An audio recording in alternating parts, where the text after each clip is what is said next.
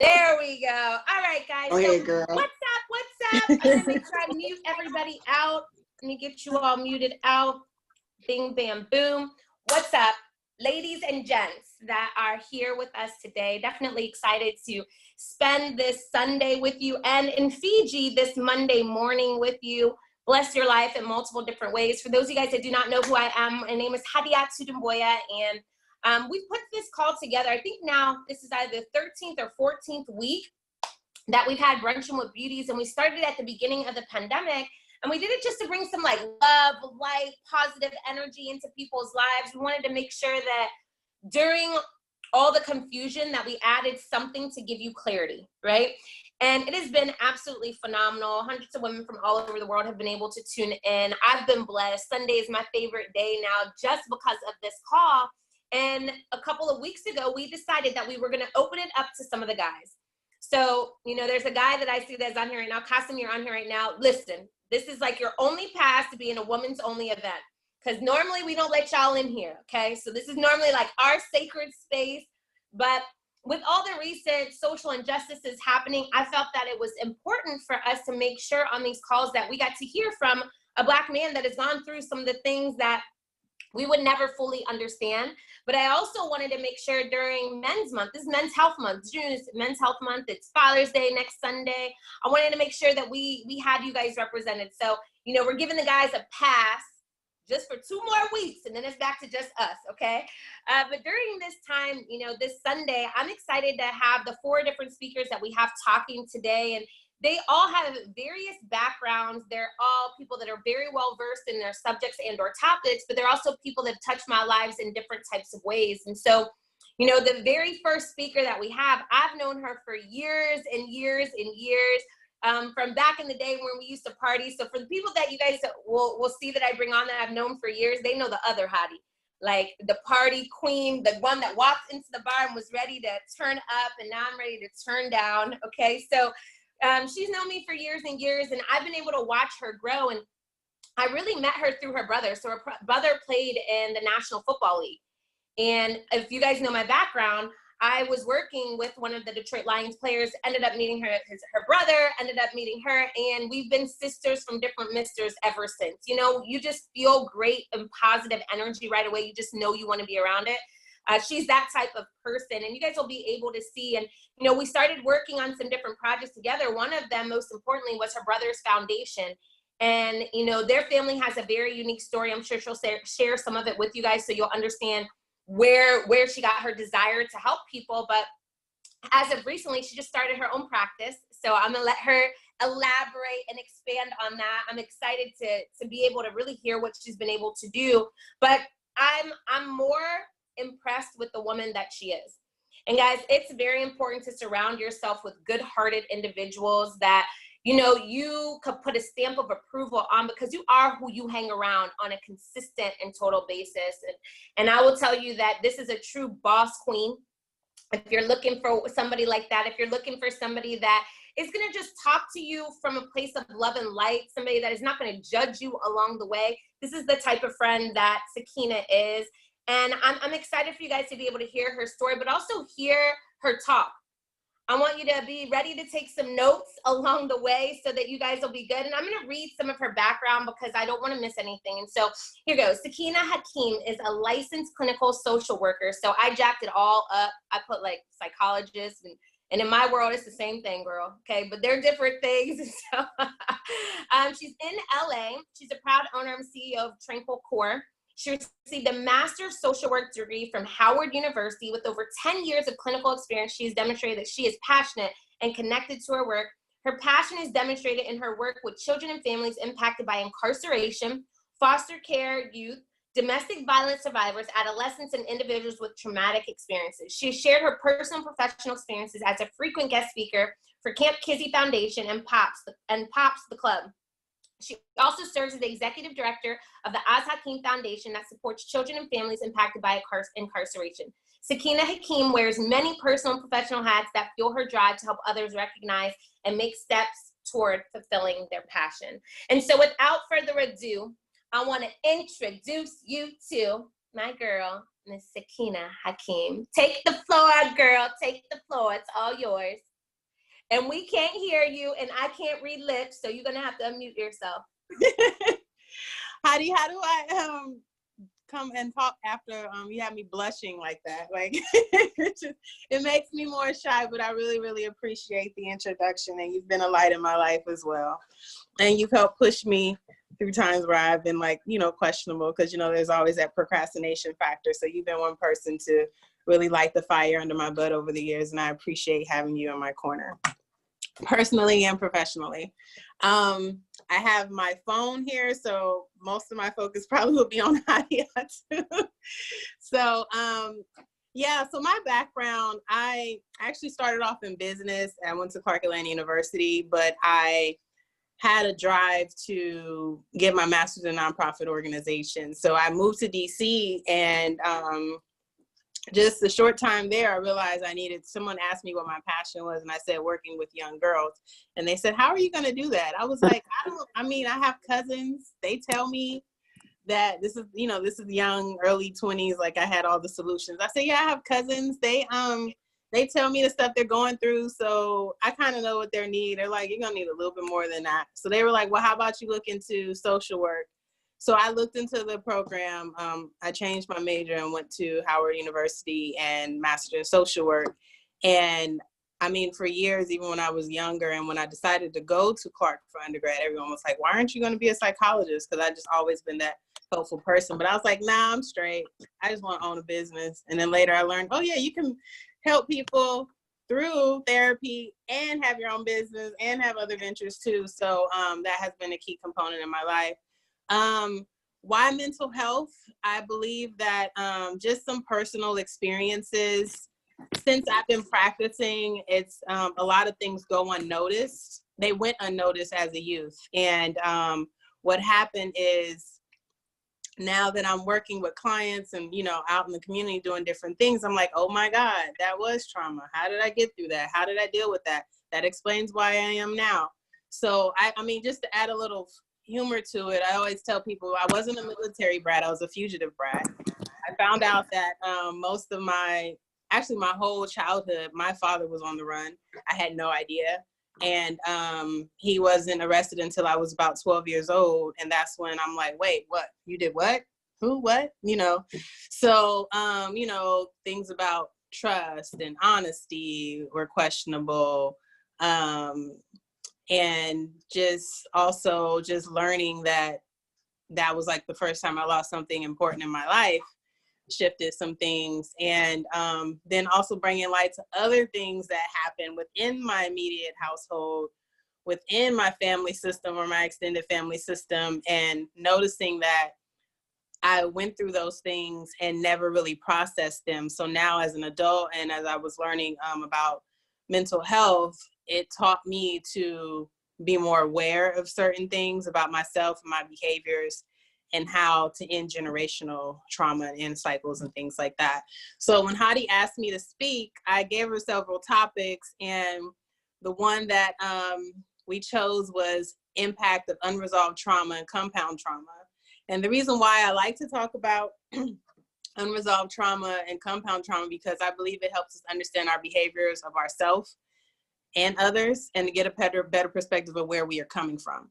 So I'm gonna apologize in advance. I did my best to make this topic, in a sense, to not really make you, not to pull up any triggers and leave you unsettled after I speak. But even if I do, I want you to know that's still okay, because there may be some emotions may come up, and you might feel like maybe this is the time that I might have to consider doing something about this. So I apologize, but also I encourage you to welcome it. Excuse me. So when I say unresolved, I'm talking about hidden, unrecognized, ignored, suppressed trauma. And when I say compound, I'm talking about, of course, multiple things. Like, we can have certain things happen to us in different periods of our lives and not realize its impact. Like, oh my God, here we go. It's something else again. It's something else again. So when we think about trauma, you have the textbook definition of it being a deeply distressing or disturbing experience, right? But who determines how deep and distressing it is for you? You do. You know, I'm one that's not, I don't take, well, when it comes to people saying, well, at least you're not going through this, it could be worse. I don't really support that statement, only because, like, I like to tell people everyone has a different threshold for trauma, just like people have a different threshold for pain. So some people's tolerance for trauma might not be the same as others. I like to use this example of a car accident. And I apologize if anyone got in a recent accident, but say Hadi and I were to get into the same exact car accident. The next day, I might be totally afraid to get in a car again. I might not want to get in a car for days or months at a time. Hadi might rent a car the next day and go about her business. And it doesn't mean that her car accident wasn't trauma for her. It just impacted her a different way. And that goes to way back to how she grew up, how her brain processed things based on her youth and her social environment. So everything is different. So I'm not one to support, oh, it could be worse than this, because you can't undermine what other people are going through. And that's kind of takes you to where there's a difference between empathy and sympathy. So another thing, when I said unresolved, I connected it to being unrecognized, because especially in African-American community, some of our traumatic experiences are so normalized that we don't consider it what it was. So when I opened up about different things that happened to me in my childhood, I didn't recognize that stuff as trauma. I didn't know my father getting locked up was trauma. I didn't know that. I didn't categorize it like that. We have, some of us have that one uncle or aunt in our family that's an alcoholic. We weren't using the term alcoholic or substance abuse. We just like, oh, she's just drunk. She's always drunk. You know, he's always drunk. It was normalized, but it wasn't a trauma for your cousins that were dealing with a parent that was like that. But we didn't see it that way. Even when it goes to DV. So, and this is why I asked you to share the photo, because I think I'm on my phone. So I'm gonna have Hadi share this photo for you guys. And I want you to look at it and take note of the categories on there and ask yourself what you might not have realized was trauma. Am I able to see it if I'm on my phone? Yeah, okay. So if you look on here, you'll see different things on here. And I chose this photo because at the bottom, you can see how the roots kind of manifest some of those experiences and within the above surface. But like a lot of these experiences are so trauma related that we don't realize the impact that they have. So just imagine experiencing a number of these before the age of 18. Because, and then you're not addressing them as a child. And sometimes you don't have the space to address them because of what's going on. Most of this, if you look at it, a lot of us tend to deal with being in survival mode. So there's really no time to address mental health. There's no time to address feelings. You got to keep pushing, right? So now there's something up there at the top that says adverse childhood experiences. Some of you might have heard of the ACEs study. And what this study did was, I don't remember their names right now, but a lead figure from Kaiser and someone from the CDC came up with 10 factors that determine if you had some of these experiences prior to the age of 18, you're more than likely to have physical and mental health issues when you get older. And that's heart disease, that's diabetes, that's depression, that's substance abuse. All that from just having multiple experiences before the age of 18. And what that thing categorized was abuse, neglect, and abuse from physical, emotional, and sexual, to neglect being physical and emotional. And then of course, household trauma, which was a parent with a mental illness. Like I said, incarceration, then you have domestic violence and substance use. So this just kind of highlights some of the things what trauma is and what we're not recognizing as trauma. So I'll give you some examples. I'll give you some behaviors, for instance. Say you have a lack of self-confidence or a low self-esteem. that might stem from minimal acknowledgement at home, right? Like if you're not getting like affirmations at home to tell you, you know, you did a good job at school, keep trying, or anything like that, there's minimal engagement. You might grow up with the inability to pull these things out of yourself because you didn't have anybody reinforcing qualities that you probably had, but they weren't communicated to you. Verbal aggression, verbal or physical aggression, that defines how conflict is handled at home. So if you saw a certain way conflict was handled at home, you're going to later grow up and feel like this is the way I should handle conflict later on in my adult life. If you had a response or a lack thereof to tears or stress or sadness, you might grow up to be overly sensitive or insensitive to others' feelings. Another thing is how love is displayed at home, whether it's healthy or unhealthy. You have to ask yourself, was a healthy relationship ever modeled for you? You might see yourself going down this pattern of, I can never stay in a relationship. I don't trust men, or I don't trust women. Well, it's like, what was shown for you at home? So these different things that you experience have a definite impact on how we interact in our world today. And another thing is, the reason why I bring this up too is a lot of us go to chop it up to, oh, I got mommy issues or I got daddy issues. And we don't delve into that. So if we often hear, well, she didn't know how to be a mom, or he didn't know how to be a father. And the reason why I bring up unresolved trauma and the generational component of it is because we might be guilting our mother or our fathers for not being able to be a parent, but we don't know their trauma story. So our trauma story is, my mom wasn't connected to me emotionally, or she was abusive or whatever. But we don't know, well, how was mom's relationship growing up? What did she happen? And, you know, through different stories, I might hear that, well, my mom had me at 16. Her mom had her at a young age. Yes, epigenetics. And I touched on that briefly. But you see that it's like, now you're asking your mom, or holding your mom responsible for something that she was incapable of doing because she didn't have the tools. So, you know, once you get an idea of what the behaviors are and what triggers those behaviors, you can come to an understanding of, okay, this is why I am this way. And if you can get to know your parents' story, then sometimes it might unlift the burden that you might be holding on them because they were unable to show up for you in a certain way, or they might have shown up too much. Because we do also have this idea that we might have some parents instilling in us that we can't make mistakes and that we need to be perfect. And sometimes it's the unspoken idea of being perfect. If you have parents that split up and you have a single mom, you don't want to bring up more stress on her. So now it's so much stress on you just to be perfect and not make any mistakes. And then you grow up to still trying to be people pleasing and, you know, different things. A lot manifests from those things. So it's impact of this unresolved and compound trauma. Like, how do you snap out of it, right? So we know traumatic experiences, we need to take light in the fact that they actually impact our physical, right?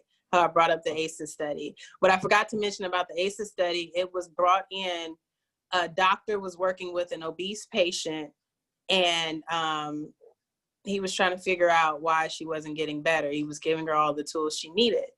And one question he asked her was, what age were you what weight were you when you started having sex? And she said 70 pounds. So just imagine how old you are at 70 pounds. So that brought up some stuff that I believe it was her grandfather that was abusing her over the years, into like early adulthood. And once they started treating that component of her life, she was able to get better and meet her health program requirements and things like that. And what later happened is she regressed, and they found out why she regressed is because she was triggered by, I guess, a cat call from a guy. So we have to realize how if our mental issues do not become resolved, how much it's a strong impact on our health. And the reason why I brought up like the different examples of like what can happen at the home and how things are modeled for you at home, you know, through trauma and behaviors in your social learning environment is because we often underestimate how fragile our brain is. Yes, it's protected by our skull, but it's so easily influenced. So you often hear, don't stress the mom out, you're gonna stress the baby. That's from the time the mom's pregnant to the time that, and you can take the picture off too, from the time the mom is pregnant to the time that she's in the womb, to where the sensory stuff is so connected. And we often underestimate that.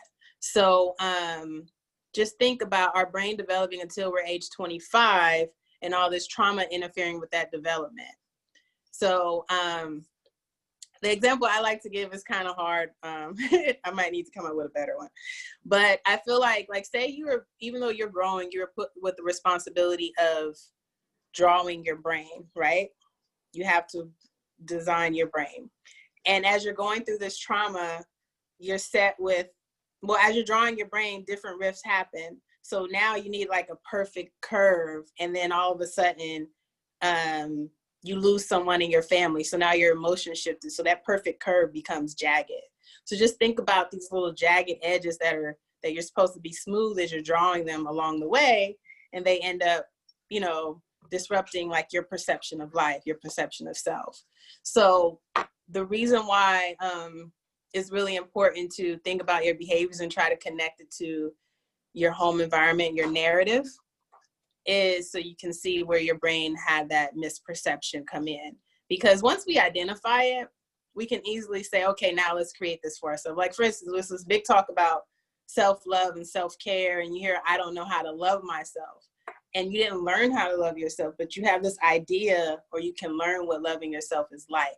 And that's no different from having your perception of the world and how that can be altered and changed. So let me see, got my notes. So one question I often get from my clients is, they say, I've experienced trauma, how do I get rid of it? I say, no, you learn. I said, there's no way of getting rid of trauma. It's there. You experience it, it's there. I mean, you might have these shock practices that can work, but I'm against those things. But what I encourage is for you to learn healthier ways to live your life with the trauma, and to a point where it's not debilitating your lifestyle and your relationships. So like when I say healthy ways, so for instance, if we're dealing with depression or anxiety, some of us might consume too much of, whether it's a substance or, you know, an activity, and the activity that's hurting others or anything like that. It's like, how can you find healthier ways to deal with it other than that? And it's really important to know that if your trauma makes you like shut down and not interact with people, okay, well, what's the behavior? What triggered you? How can I no longer shut down? How do I resolve that? Because unresolved issues are always going to creep back up. It's like a broken record if you don't find ways to intervene and deal with what's coming ahead. For instance, like say if you are, can I have a hello? So say for instance, you are engaged at work and someone cuts you off mid-conversation, right? And you hate that because it reminds you of not having a voice when you're young. So you work so hard to have your voice be heard. And now when they did it, you either respond in different ways. You retreat to being reminded that my voice is not important. I have nothing to say, or that can flip into becoming defensive and aggressive with the person that cut you off because of this history that you've experienced in the past. So I say all that to say, where am I on time, Hadi? I've just been blah, blah, blah, blah, blah. You're almost done. I'm almost done. Okay, so what I want to, I guess close out with then is, where's my suggestions? Okay, what to do and how we do with, what to do and what we do, how do we hold on to it, right?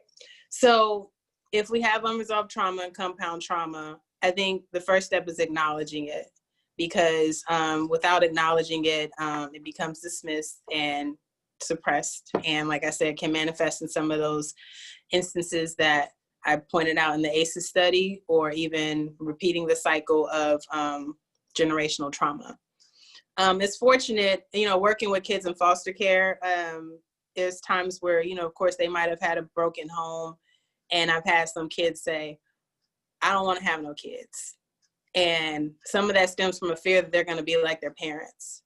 Or some of them says, I can't wait to have kids because I'm going to be a better mom than my mom.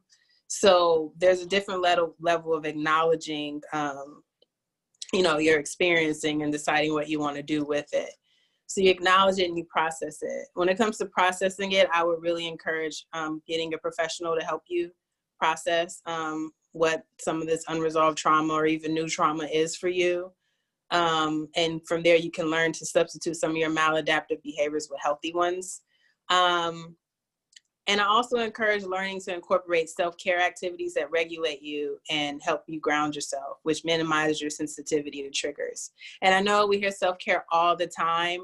And I know I follow the group, so I know a lot of times we do touch on self-care. But one of the things when I do use my platforms, when it comes to self-care, I want to remind people that you're not going to use self-care to just replace and avoid what you are dealing with. So sometimes we say, okay, I had a horrible day based on a conversation with a family member, and all of a sudden you say, well, I'm just going to go run it off.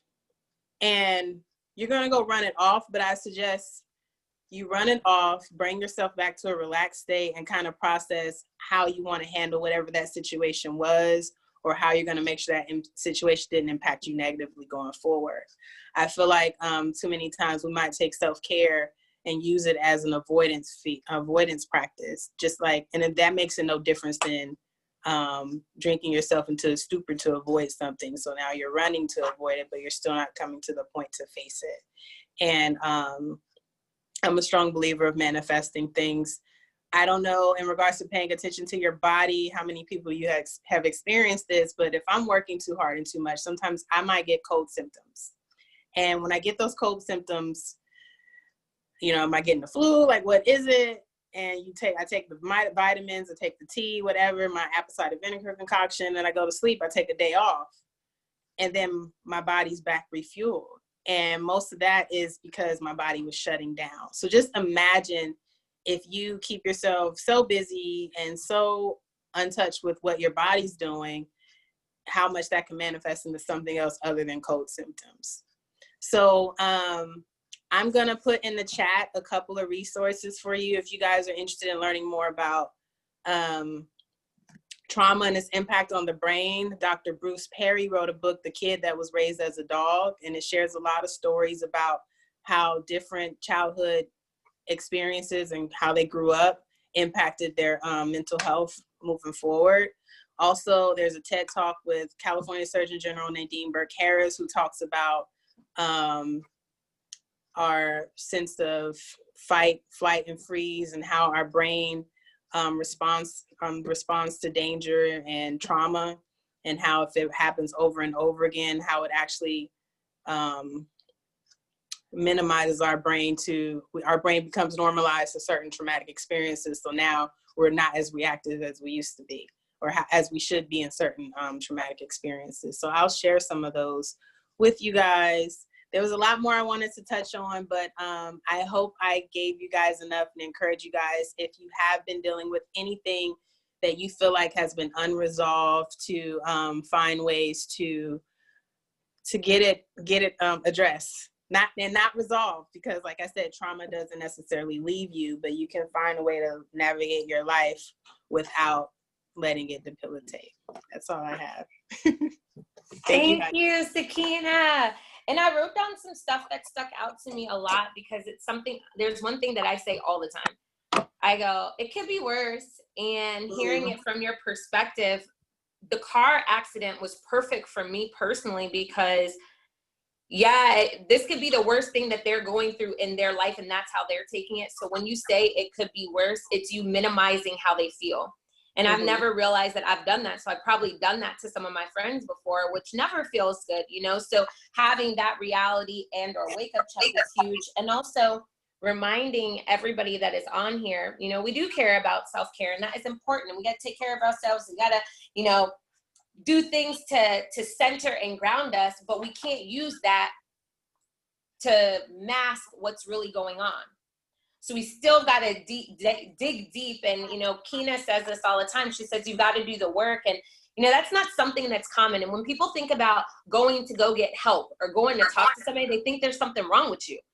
It's like everybody needs to talk to somebody, and everybody has different forms of trauma that have happened in their lives. And sometimes you don't realize how deep it is because of those roots. And so I think it was perfect that you allowed us to know that. I think it was perfect that you allowed us to pay attention to what our triggers are, as we've got to figure that out.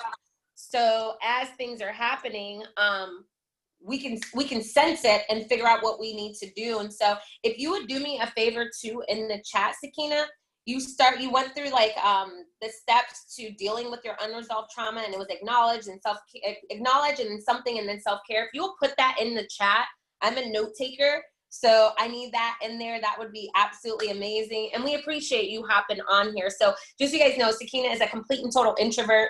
I stretch my girl nonstop and push her to, like, her brother is a complete and total extrovert, right? He's like tons of men. And Sakeenah's chill. She's like real relaxed. And I'm like, girl, I'm gonna push and stretch you because people need to hear your voice. And so for all the people that are on here right now, you know, take that in and start realizing that the areas where you feel you're not great, don't think that that doesn't mean that you don't still share, because there's somebody that needs to hear your story, somebody that needs to be inspired by you. But more than anything, it's also you overcoming you.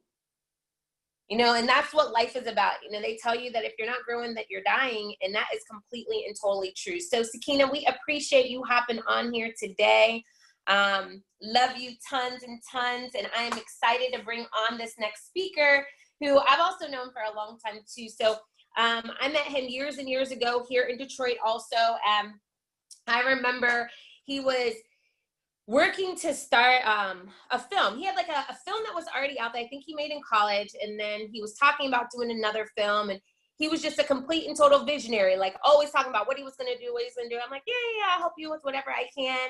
And I saw him go from nothing, like struggling, to, when I tell you figuring this thing out, I mean figuring this thing called life out. Now, you know, he has a beautiful son, a beautiful wife. I've seen him grow as a person. I think he now knows who he is and what he wants out of life. And I'm excited to be able to, you know, have him come on here and share. And just so you guys know, he is a filmmaker, but that's like just one piece of what he is and what he does. I mean, Qasim, you'll be able to see as you hear him speak, you'll be able to see he's very articulate. He's deliberate with his words. He's an amazing family man, a phenomenal family that I actually am excited. I'm working with his mom on her new book that she has. And so, you know, this is a guy that is going to talk to you guys about what it looks like to go from nothing to having something. Like, what does the success journey look like? So for everybody that is on here, some people have their own business, some people want to have their business, but sometimes we're delusional when we think of what it's like to have our own business, right? And we don't realize the trials and tribulations. But then the other thing that we don't get to see is the light at the end of the tunnel. And then knowing that once you get there, that you've got to keep pushing yourself to go further, otherwise you get lost along the way. And so without further ado, I would love to introduce you to my brother, somebody that, you know, completely and totally inspires me on multiple different levels. You know, his activism, his deliberateness from the things that he does in his life, and his vision is completely and totally impeccable. And so guys, I want to go ahead and have Mr. Qasim Basir unmute himself so that he could start sharing his experience of what it took him from going to, you know, making a small video to now knowing that he is the man, the boss when it comes to filmmaking. So Qasim, you can go ahead. Oh, stop it. So Qasim, so everybody just, is ready just to hear a disclaimer. your story. A disclaimer, I'm at a march right now. So y'all could take a little look at this here. So I stepped off to the side in this little parking ramp thing, but it's like hella people marching right now for Black Lives. And it must be 20,000 people out here. It's just kind of wild and exhilarating. And just to see that people are still in the fight, because there's still a lot to do, you know what I mean? But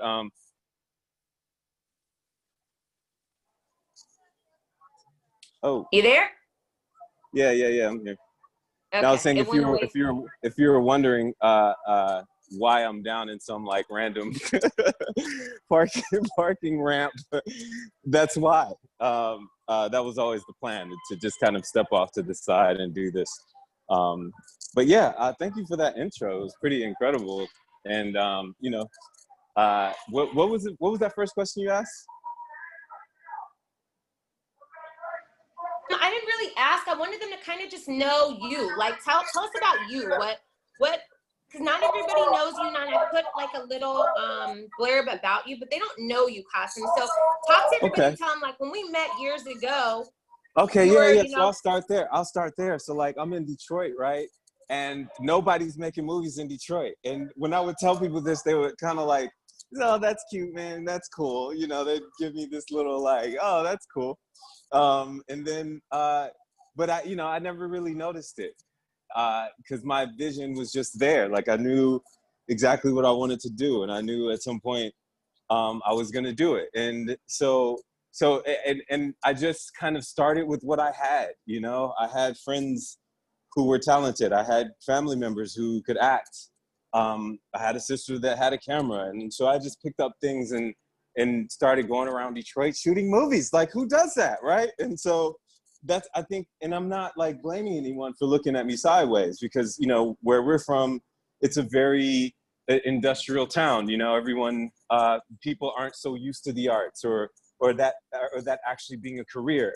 I mean, obviously the arts mean everything in Detroit because of Motown and et cetera. But that's also become somewhat of an establishment. But when you talk about trying to go off and become an indie filmmaker, people almost don't even know where to place that. So I get it in retrospect, but for me, that was never a thing because I always knew what I was gonna do. And so along the way, you know, I made a couple films in Detroit. I would rent out. I'm gonna stop you for 2 seconds. Wait, I'm gonna stop you. You didn't go to film school though, did you? No, I did not. So I actually, I have a degree in criminal justice in pre-law. I was gonna be a lawyer. I heard you talking about a car accident, and so that actually was the defining moment of my life. This car accident where I flew through a window before my senior year of college. So I was prepping to take the LSAT, and this summer before my senior year, and I went down to a family reunion in Natchez, Mississippi, which is about an hour and a half from Baton Rouge. My cousins and I go to a party in Baton Rouge, and on the way back, I crashed the truck and it flipped and it shot me through the window. And I almost didn't survive that. And so what happened for me is I say I'm blessed now. I mean, then it was a tragedy. Like now it's like, I'm blessed to have faced mortality young, you know, like that's something we don't face until we're either old or terminally ill, or, you know, young folks really don't get to experience that. So for me, I looked at it right in the face and said, and got to ask myself the question, like, if you leave here now, today, like, what have you left? What have you left? What will people remember you for? What are your conversations? Like, everyone you meet, the people that are close to you, what will they remember you for? And I did not have a good answer for that question. And that bothered me. And so I said, if I survive this, while I was in the hospital, while my brain was contusioned, while I was recovering from the bodily injuries, I asked myself that question. And I said to myself, well, if I make it through this, I'm gonna do something I love. And I'm gonna say something to the world while doing it. So that's kind of the backstory of my initial fire, you know, my initial motivation. And so then I went on and kept making films, and with each one, the goal was just for for it to be better than the last one, and for it to reach more people than the last one, right? And so, having not gone to film school, I was then required to, for myself, learn as much as I could on my own. I'm not just gonna start going out there and making films that are mediocre, right? But in a way, there are people who don't mind that, right? And that's okay for some people. Like, I know people who are fine being a local filmmaker and they make these kinds of films. That's fine for them, right? And that's all good. If that's what you want to do, fine. Every year or two, you make a film with your friends that's very low budget. You have a similar audience that supports it, and you crank them out. I get that. That wasn't for me. For me, I want my films to be the films that are out there in theaters, that are reaching people around the world, that are critically acclaimed. I want to get to that place. So for me, that required me to move to New York. At the time, nobody was shooting movies in Detroit. You know, it was very few resources. It was before the film incentive came there. And so I had an opportunity. My sister had an apartment there, which was like a rent control place, and she was moving out of it. So I got to move to New York. And that also was another challenge for me, because it's like,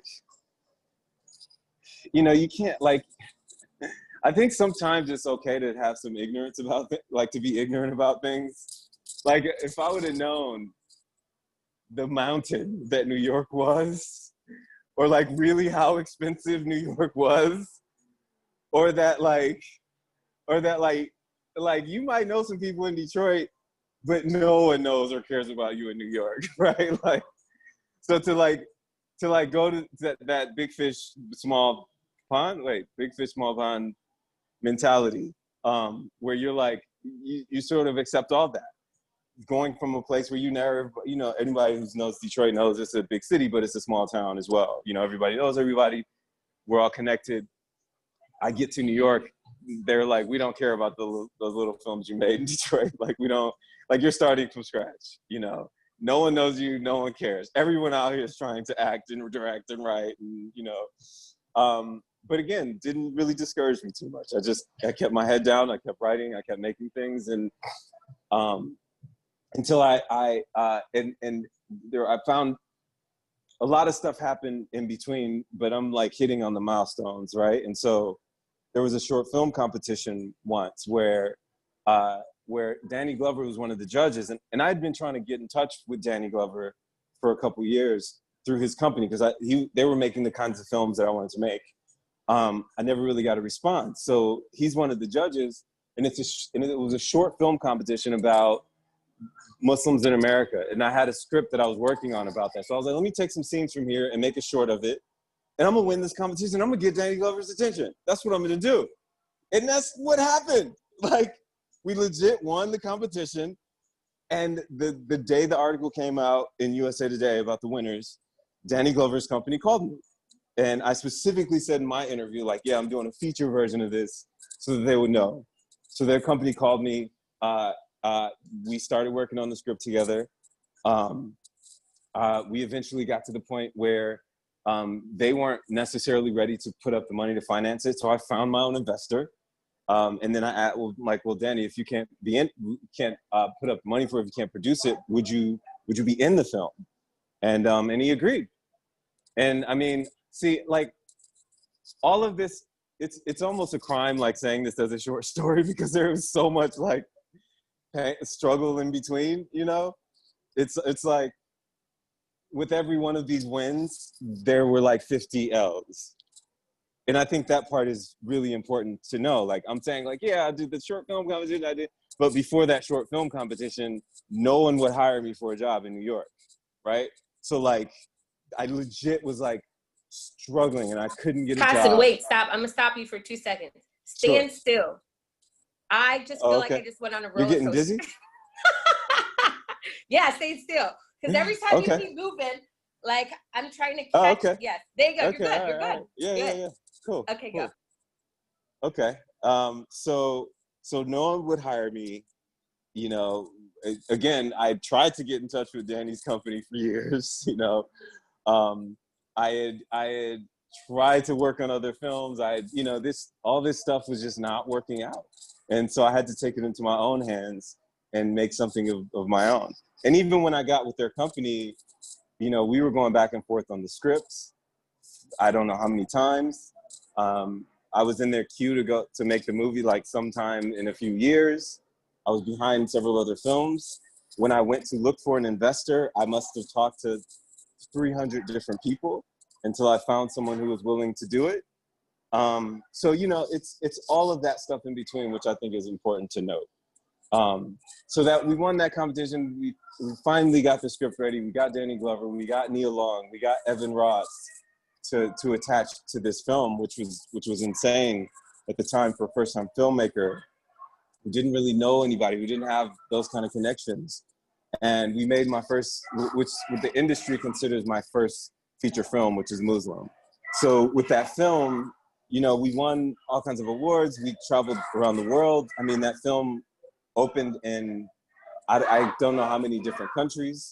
I went to a lot of those countries for the premieres and for the openings, and it was a unbelievably life-changing experience. And it was, but it was like, yeah, this is exactly what I wanted to do, right? Like, it's like, okay, now maybe y'all didn't know about those films I made back in Detroit where I would rent out a theater, but now my movie's actually in theaters and like people are going to see it, and a lot of people are liking it and loving it and reaching out about it. So that's kind of the real start of my like Hollywood career, because that film sort of got me recognized in the industry. And from there, you know, I've made a couple of more films. So at each one of these stages, in each one of these films, I had these milestones that maybe that I subconsciously created for myself that like drove me through, right? Like, for example, I'm at American Black Film Festival, which is, it's like the Black Sundance. It's down in Miami. It's where, you know, they've been going for 20 something years. And I went to that festival maybe the year I moved to New York in 2007.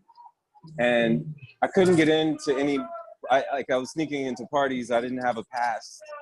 Like I was just like, you know, making my way, you know?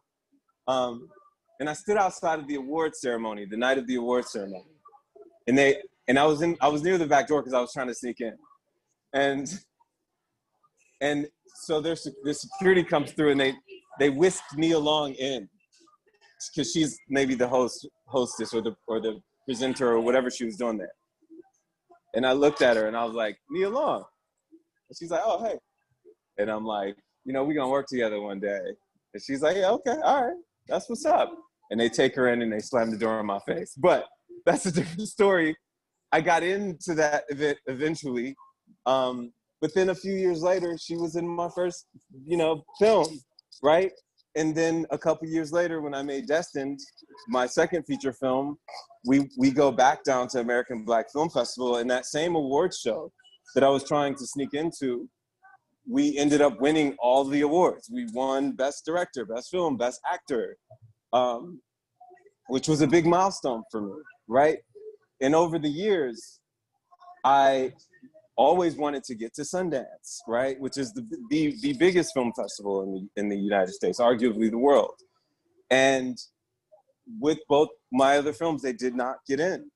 And I finally made A Boy, a Girl, a Dream, which is my most recent film, that we ended up getting into Sundance. So you see, like, I say all this to say, it's like, when I was back with Muslim and we didn't get in with that one, or Destin, we didn't get in with that, it's like, okay, this is, but I'm reaching other goals, right? I did my ABFF goal.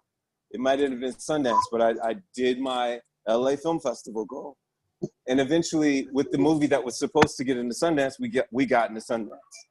And, you know, that, for me, it's like, okay, I think subconsciously I was creating these intentions for myself. But I think more recently, I've been doing it more intentionally. And I think more recently, I've been saying, like, here's exactly what I want to create, and carving the path for myself to create it.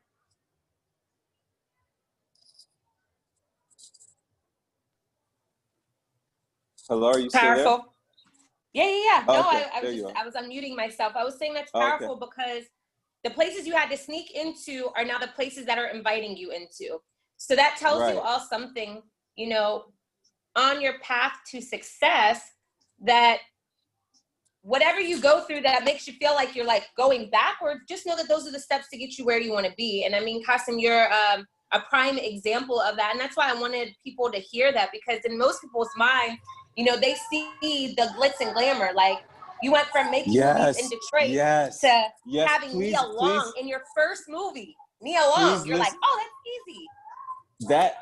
That's such a big piece of this. People only see the ones who made it. You only see them when they make it. Do you realize that? Like, so when you see The Rock or Dave Chappelle or whoever out there, you know, Nia Long, when you see all of them out there, and granted, Nia's been doing it for most of her life now. She got a very early start, but none of them see Tiffany Haddish like sleeping in the car, right? They did not care. If they might have passed her on the street when she was literally sleeping in her car, and they didn't care. And she might have asked somebody for money, or she might have needed some food. She might have been hungry for days, and none of them knew about that part. When I stood on that stage in Sundance, and it was 1,000 people in the audience, and like they're like, and I see the articles that came out that were talking about me. They're like, you know, this new filmmaker, Qasim Basir. And I'm like, new filmmaker?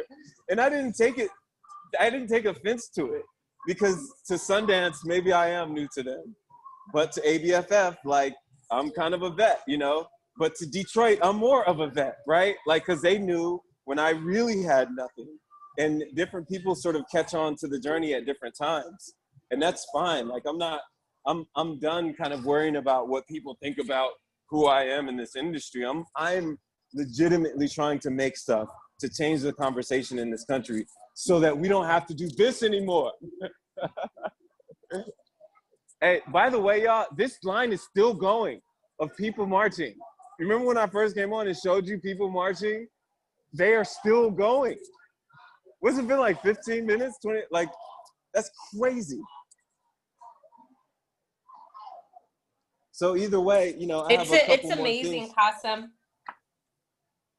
It's amazing. It's amazing to hear that. And I want to let you get back to your walk, but I want to say this really quick. And guys, this is so funny. So, and I brought this up to Qasim so he could remember. So years ago, Qasim would tell me in Detroit, he's like, I always get pulled over. And, you know, I would be like, okay. He would tell me that all the time. Like, I'm always getting pulled over. And I used to live in the suburbs, and I'd be like, all right, just come out here. He's like, no, because I always get pulled over when I go out there. And you know what? It took for me to see and watch what happened with George Floyd for me to truly digest what he had been talking about for years of his life. And so, you know, before you jump off of here, and I know you're in a march, and you're in a march. No, I'm here. I'm here for this. You're in a march because. No, I agreed to do this, and this is like I'll get back to that. They're gonna be there. Like, I'm cool. You know, I had planned, this is how I planned it. I'm like, I'm gonna do the march, and whenever the time comes, I'll step off to the side. And I found a perfect little, you know, garage that's closed, you know, for me to pause and do this. I'm here. So you don't gotta rush, but if you gotta go for your next speaker, I get it. I want you to talk to us for just a couple of minutes. Like, you know, it's mostly women on here. There's a couple of guys on here, but it's mostly women on here. And this call is obviously for love and light and inspiration to push you through, you know, whatever challenges you're having. But on top of that, because of where we are in the world today, talk to us about what we could do to help, and maybe even just give us some perspective, because some people don't really have the perspective to understand everything that's going on. Okay, so I'll give you perspective, and this is why. So the other day I wrote a thing on my social medias called Cops and Karens, because we've been hearing about all the Karens wilding out, you know, calling police on us for doing, you know, regular things, calling police on a little black girl for selling water, calling police on dudes for barbecue, you know, for everything or nothing, right? And we've been seeing a lot of our brothers and sisters being shot, being choked, being So I want people to understand, and the reason for me telling that story, which I really never talk about, right? Like these are some of the most traumatic things that have ever happened to me. When you know, I'm a boy at 13 and I come out of the store and the white man is standing by my bike saying, "That's my son's bike." So the cop throws me in the car while he inspects the bike, and it's not his. Like a 13-year-old boy being thrown in a cop car aggressively off the word of some white dude who like just thought, or getting my license at 16 and buying a car for money I saved from working hard, pushing carts at Kroger's and shoveling snow and cutting hair. Save $800 to buy a car, and the first day I drive that car, I'm getting pulled over. Where a cop walks up to the car and I'm 16 with his hand like this, and where are you going? Like, sorry, what? I just bought this car and I'm just driving. You bought this car. Can you step out of the car? You know, like that. You know what I mean? 16-year-old boy, right? Because that's what we were. We were boys when this stuff happened. And me, next thing you know, I'm on the hood of the car like this while they search the car, while the other cop has his hand on his gun, watching me. Or you know, or getting arrested for having a BB gun for a film shoot. One of my first films. That's where it really started for me, where 10 cops came and pointed their guns at me, and it became an entire situation. Like, and so fine, I'll give you. You thought I had a gun. So then after which, they arrest me. Then they say like, oh, it's a BB gun. It wasn't loaded. You weren't using it to rob anybody. You weren't using it to scare anybody. Or you didn't run up a store with it. You were shooting a movie with it. A bunch of adults sat in a room in the prosecutor's office and decided to charge a 17-year-old kid with a felony for carrying a concealed weapon. Like, these are the things that regular people like me go through. But can you imagine? Like, so let me replay that. You find out they were wrong. It was a BB gun. I didn't have a permit to shoot the movie I was shooting. Fine, I'll give you that. It's a little aggressive. You show up with 10 cops, you all point guns at me. Fine. You throw me on the ground and you put your knee on my back and you arrest me. Fine. You take me to jail, and all the people from my school come to jail because they knew I was an okay kid. After all this, you saw me in the newspaper every weekend because we were winning football games and we went to the state championship. After all this, days later, you and the prosecutor sit in the room and look at my paper and you see I'm graduating from high school in days, you see I'm going to college, you see I've been in trouble, and you decide that you want to send a black boy out into this world with a felony on his record. My father worked at Jackson Prison when I was a kid for most of my life. I would have gone to prison where my father was working. That would have happened. If I didn't save up, you know, all this money for a kid. You know, I worked from the time I'm 12, I'm shoveling snow, I'm cutting hair. I saved up money, my mom picked up hours, and we got our own lawyer because we were not gonna have a court-appointed lawyer. And we had to spend everything we had. So the summer that you have all the fun after high school, about to go to college, we're going to court trying to prove that I was shooting a movie with this gun. So, okay. So these are like some of the many stories that I have that have informed me, that have said to me over and over again, boy, this is how I look at it. Boy, you could at any time be George Floyd too. Know from the time you're 13 and somebody can just say that you did a thing, we're gonna treat you like this criminal. You need to know that at any time we could take your life. And we're gonna get away with it. And that man looked dead into the camera while he was killing a person under his knee. There was not a second of remorse in his eyes. There was not a second of regret. He knew deep down, I'll get off for this. Do you know how off you gotta be? So when you told me about the story of when I would express to you, and I called you one time when I got stopped. I'm like, look, I'm telling you, the cops are right here. I just need you to be on the phone so that nothing happens.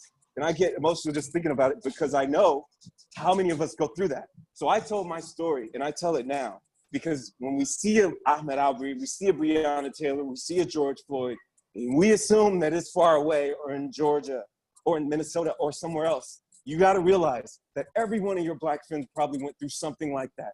And we were probably just one exchange away where we didn't raise our voice, or we weren't right, or we weren't using our rightful anger, right? You can't be angry. Even though you're talking like I'm a child, I might be an adult getting pulled over for a traffic violation, but I can't be angry lest, or I might get shot by you.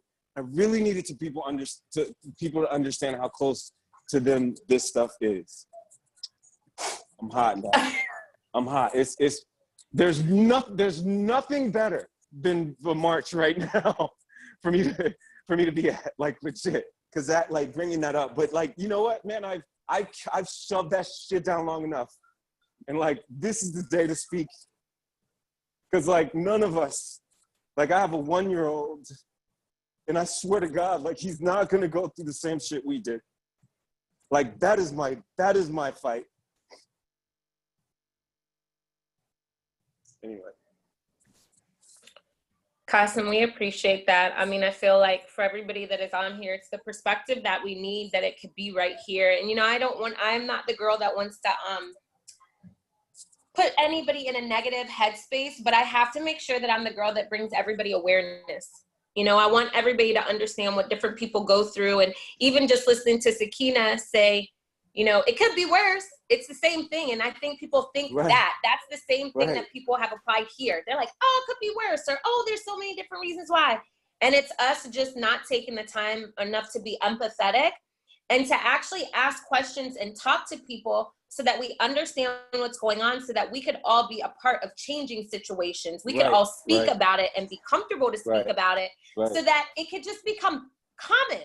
You know, it should be common that people are able to hear these stories, because the reason that a lot of people are so ignorant to it is because these conversations are so uncomfortable. Right. But let's just make it common. We are made to, all of the Black men I know, every single one of them, and I know millions more, we just push it down. We just feel like this is just how it is.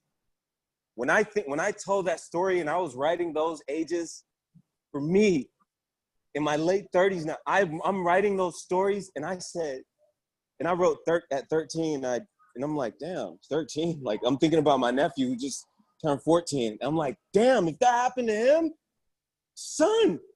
And I'm like, at 16, I'm like, yo, when I was 16, I was like, what? We just expected to get pulled over and harassed?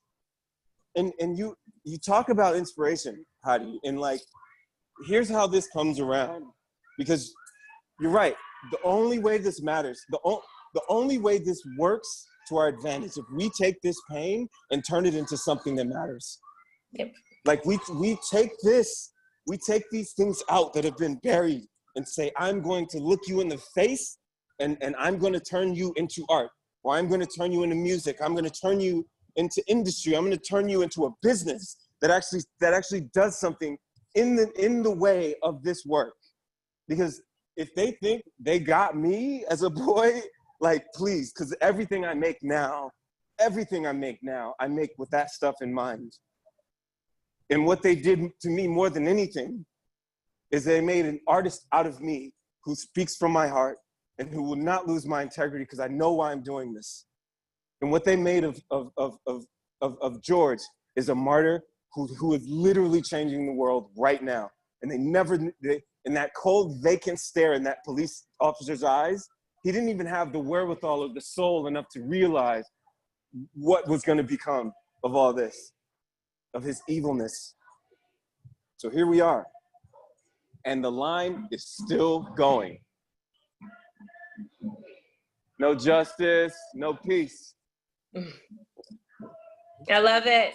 I absolutely love it. And we so appreciate your time, Qasim. I want to make sure that people can follow you on Instagram at Qasim Basir. So everybody can do that. It's Qasim Basir, by the way.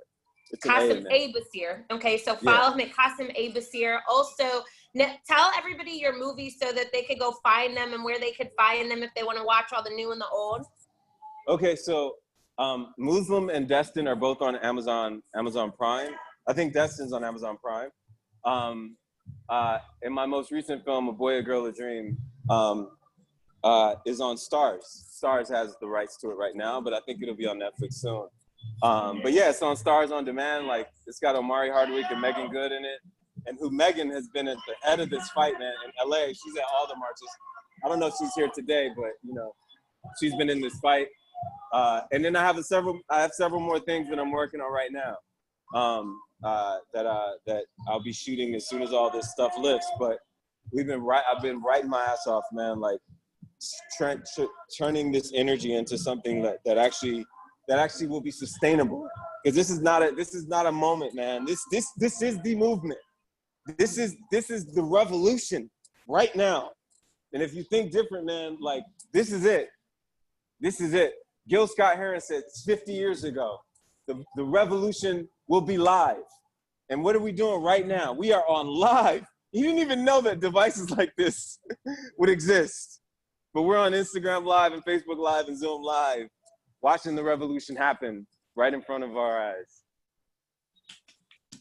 Love and peace, Qasim Basir. Absolutely love and adore you. Love your family. I'm so inspired by the man that you've become along the way, just watching you grow and watching you be very steadfast in your purpose, guys. Like, I remember the days he's talking about, the struggle he's talking about. I remember, and I'm about to say something, don't be mad at me, Qasim. I remember when Qasim was moving to New York and Qasim was about to drive his Acura and he needed new tires. Do you remember that? He needed new tires. Listen, guys, so this is somebody that didn't have the money for tires to drive to New York to start his career. His first major film had Danny Glover and Nia Long in it. Like, just hearing that alone should allow all of us to know to push through whatever we're going through. And there's something else I want to point out that you said, is that we use this energy of everything that's going on to go create something beautiful. Yeah. So it's not for us to sit in this. It's not for us to be sad about it. It's for us to be here, recognize that we're here, and use this to go become more economically empowered, to go create some beautiful things that will carry on forever and ever, and to create our legacies. And so, Qasim, you've helped everybody that is on here. I'll make sure to put his Instagram and everything. Go ahead. Anybody who had questions or whatever, just hit me on my DMs or whatever, because I saw a lot of people speaking. I couldn't respond to anyone, but thank you for all your words. Like, they really meant a lot. And thank you for all that you do, Hadi. Like, Hadi's always been supporting people and pumping people up, and like, just like one of the best people I know, man. It, like, seriously, you are a light in this world, man. Like, for real. Thank you. Appreciate you, Qasim. Get back to that march. We'll make sure you put some videos out so we'll be able to see. Y'all want to see some of this? Yeah, walk over there. Y'all want to see some of this? Let us see what it is. How cool. Look at this. It's still going.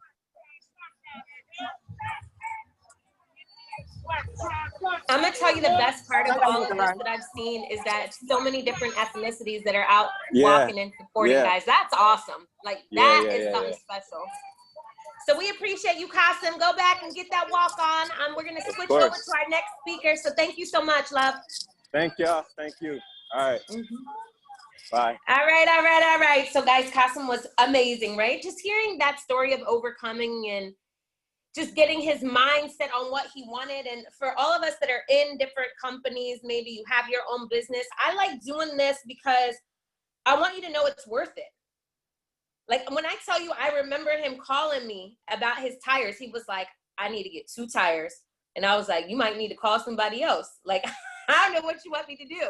That's really what I said at first. But then I was like, all right, fine. And I would have never thought that him getting those tires would allow him to drive to New York and become the man that he is today. Like, that's just something special. And so, guys, we're all gonna go through hard times while we're building whatever type of businesses that we have in life, in relationships. But you've got to just keep your eyes fixed on the prize, man. Like, don't let other things deter you. Get out of the way. Don't let people telling you it's not gonna work stop you. Don't do any of that. Just stay focused. And guys, this next young man that I'm gonna bring on, I'm excited because he's had to go through a bunch of stuff too. And that's why I chose the 2 young men that I chose. they've gone through some different things in life. And right now, when you look at the two of them, it looks like life is perfect. Easy smeezy, that's what it looks like. But I know some of the struggle and the strife that, you know, they've gone through. And the next young man that's going to speak right now is somebody that I met maybe like 3 years ago. And I met him through our home-based business. And when I met him, I didn't know he would have the impact on my life that he has. And he'll probably tell a different story. Let me just say this before he even gets on here so he can't try to call me out. He's going to say that we met, and when we met that I snubbed him. And I don't snub anybody. Everybody knows that spends any time with me. I'm nice to everybody, loving and hugging. He said I snubbed him.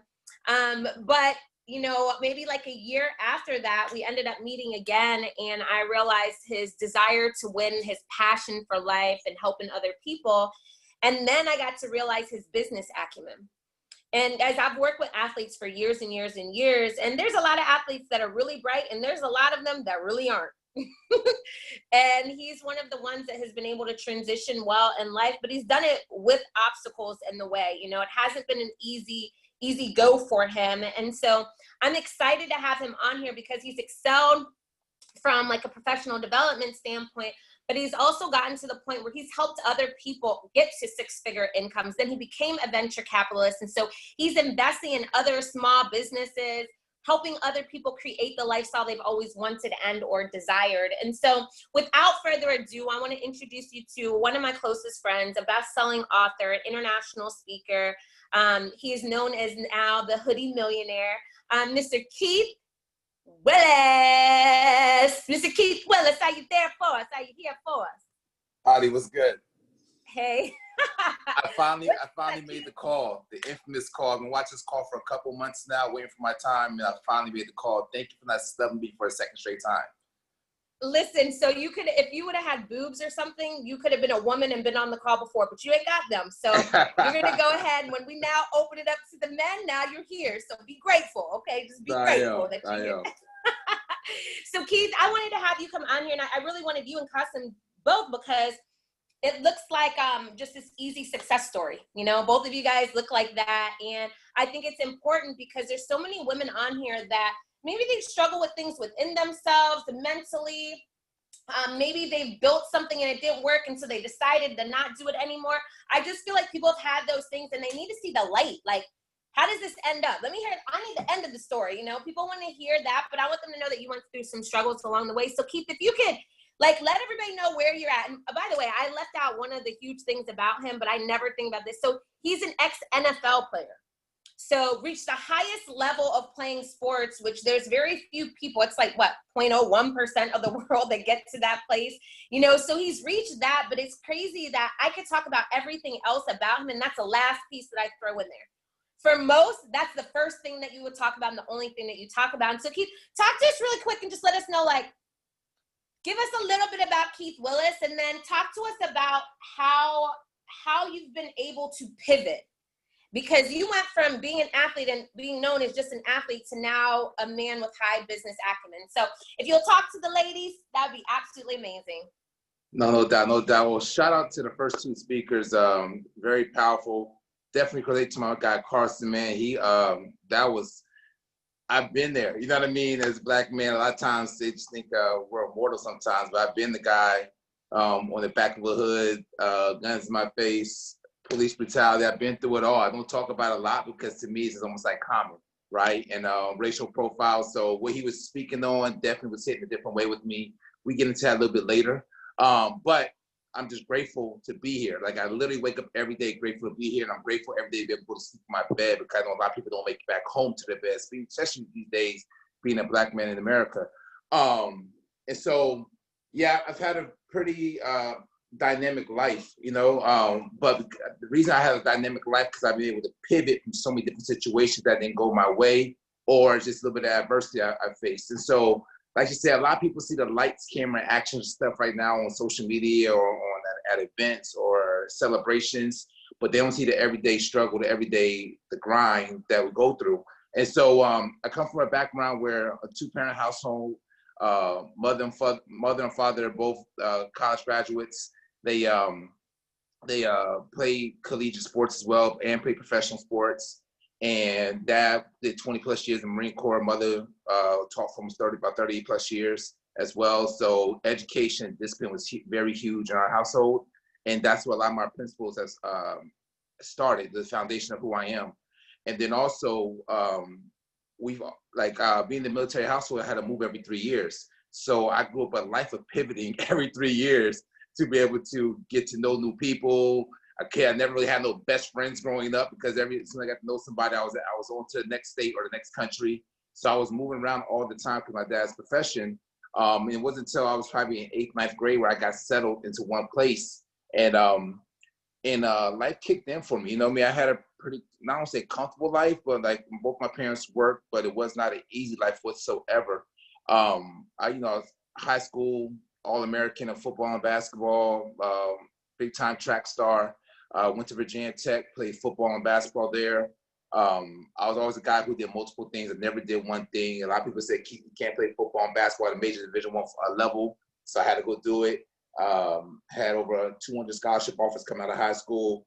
And then while at Virginia Tech, they told me I could never have a lot of fun because of my schedule, right? So I had to overcome that obstacle as well. So I joined fraternity, and my man Omega Psi Phi Fraternity Incorporated, and did that. And then while doing that, still focused on my degrees, got my undergrad in exercise science, got my master's health promotion while they were paying for it. And that's the key, right? So, I was I was there for 5 years because they had a 5-year scholarship, but I wanted to maximize my opportunity for my education there. So I was like, well, most people just trying to get out of 1 degree. I said, let me go get out 2 degrees. So I stayed there every summer, all summer long, worked out on my craft. But number 2, I was very aggressive and strategic on how to attack my academics. So to be able to walk out with 2 degrees while they were paying for it at 23 years old was major for me and my family, because I wanted to establish a new bar set for my family coming behind me. So that was pretty amazing. I left there, went to NFL, and the NFL was great. Played on 5 different teams, had a good run with it. But the one thing I take from the NFL, and people always ask me, Keith, what's the one thing you learn? And again, I learned how to compete at a very high level consistently all the time under pressure. Again, I had learned how to compete at a very high level consistently for all the time under pressure. There was no days off, right? And I say no days, I'm not talking about do I'm gonna go to work today or not. I'm talking about mental days. I didn't have a chance to say mentally, I don't feel like going in today. Mentally, I don't feel like working out today. Mentally, I'm sore, whatever. It didn't matter. I had to go and compete at a high level because there were so many, it was the best of the best athletes around the world that I was playing with, and people I looked up to coming through high school and college. Now, all of a sudden, there are people that I looked up to, but now they're my rivals. You know what I'm saying? So, like, it was that whole mental adjustment. And so knowing that I wanted to fulfill this dream of playing NFL, I had to adjust really quickly. And so being in the NFL, playing 5 different cities in 4 years, you're in and out of cities. I didn't have a set place I played. Kansas City was almost like a 2-year period for me. But it was, I had to learn how to operate under pressure all the time, like consistently all the time. Not knowing, and that cause is crazy. It brought me a lot of joy, but being in sports also is some natural trauma I'm learning about over the last 5 years I had to deal with, right? Because I was in that arena, you always had to seek approval, right? You had to always worry about if somebody thought you were good enough to make their team to play at the highest level and they controlled your freedom. Because the thing is, if you didn't make the team, you wasn't getting paid a bunch of money, right? And so naturally, we're competing at a high level, hoping that somebody thinks we're good enough. And I remember just doing that. It just didn't feel good to do that all the time. I didn't care about competing. I love competition, but just to realize I'm at somebody else's approval. You know what I mean? That somebody else has to say, Keith is good enough to get paid this. And so, yes, I've never been a traditional 9-to-5 guy, but being in the NFL, it really taught me something really quickly. Was I wanted to be in control of my life. I just wanted one person to answer to, and that was God, and that was it. Everybody else I could partner with. And so that's what being in the NFL actually sparked my entrepreneurship journey, because I just realized I wanted to control my life. Because I realized even though people see the NFL and see all the glitz and glamour, I was not in control of my life, And but people see the big paychecks, the games, and everything else, but they don't see everything going between and all the guys who don't make it to that point. So, but the NFL was an amazing experience for me. I'm super, super grateful. It's opened up a lot of doors. If anybody knows me, I do not talk about the NFL a lot because there's so much more to me outside of that. I can't forget I played the NFL these days now, probably because of a couple of concussions along the way. So, But since then, I've been very fortunate. I got into entrepreneurship, and I've always been an entrepreneur. I knew I was a 9-to-5 guy. You know, I knew I was probably a bad employee, whoever I worked for. And I fell in love with creating opportunities for other people. And that's something for me that I've always had in my system. I love creating opportunities for other people. You know, I came out and started a fitness company. I worked for like a company for about 6 months, and I realized my value was very underappreciated. So I never ran a business, never had business. I never did anything. And so, but I remember one day I realized, it was a quick story where I was getting paid $18 an hour to train clients, but they're paying $75 an hour to the gym. And the owner of the gym never talked to any of the clients until the day it was time to recharge their card to get them a new package of sessions. And I was getting all the results. My clients fell in love with me. I was in love with my clients. And it was funny. I was like, yo, can I get at least a $2 payback? Can I get at least a 20? You know what I mean? 20 an hour or something. He was like, I'm not sure that's in the budget. And it just hit me. He had my football pictures on the wall. He had both my degrees on his wall. So he's advertised and marketed my name and my likeness, getting a lot of people come in there. But I was like, yeah, I don't like this. And I remember that day, I went into the studio I was working at, and a young lady I was dating at the time, I told her, I said, I think I'm about to quit this job. And she's like, when? And she's like, well, you got to put your 2 weeks in. I was like, nah, I think I'm done now. You know what I mean? I was like, I don't know about 2 weeks. I was like, and then I said, I'll wait till the end of the day at least. And ironically, that day, one of the ladies who was getting there about to re-up for their session said, Keith, I'm not re-upping until you leave the job, and I'll re-up with you personally. And I was like, oh. The second guy came in that day, and he's like, Keith, it's my last session. He said, if you ever score on your own, let us know, but I'm done here. And so that day, I left my job and never went back to corporate job per se. And they both gave me checks bigger checks than I've ever seen working there. I got next day and then launched my entrepreneurship journey. And I ran a successful fitness company for 7 years here in the DC area. Went from making $18 an hour to probably over $200 an hour with my sessions and my boot camps and everything. So we was killing the game out here.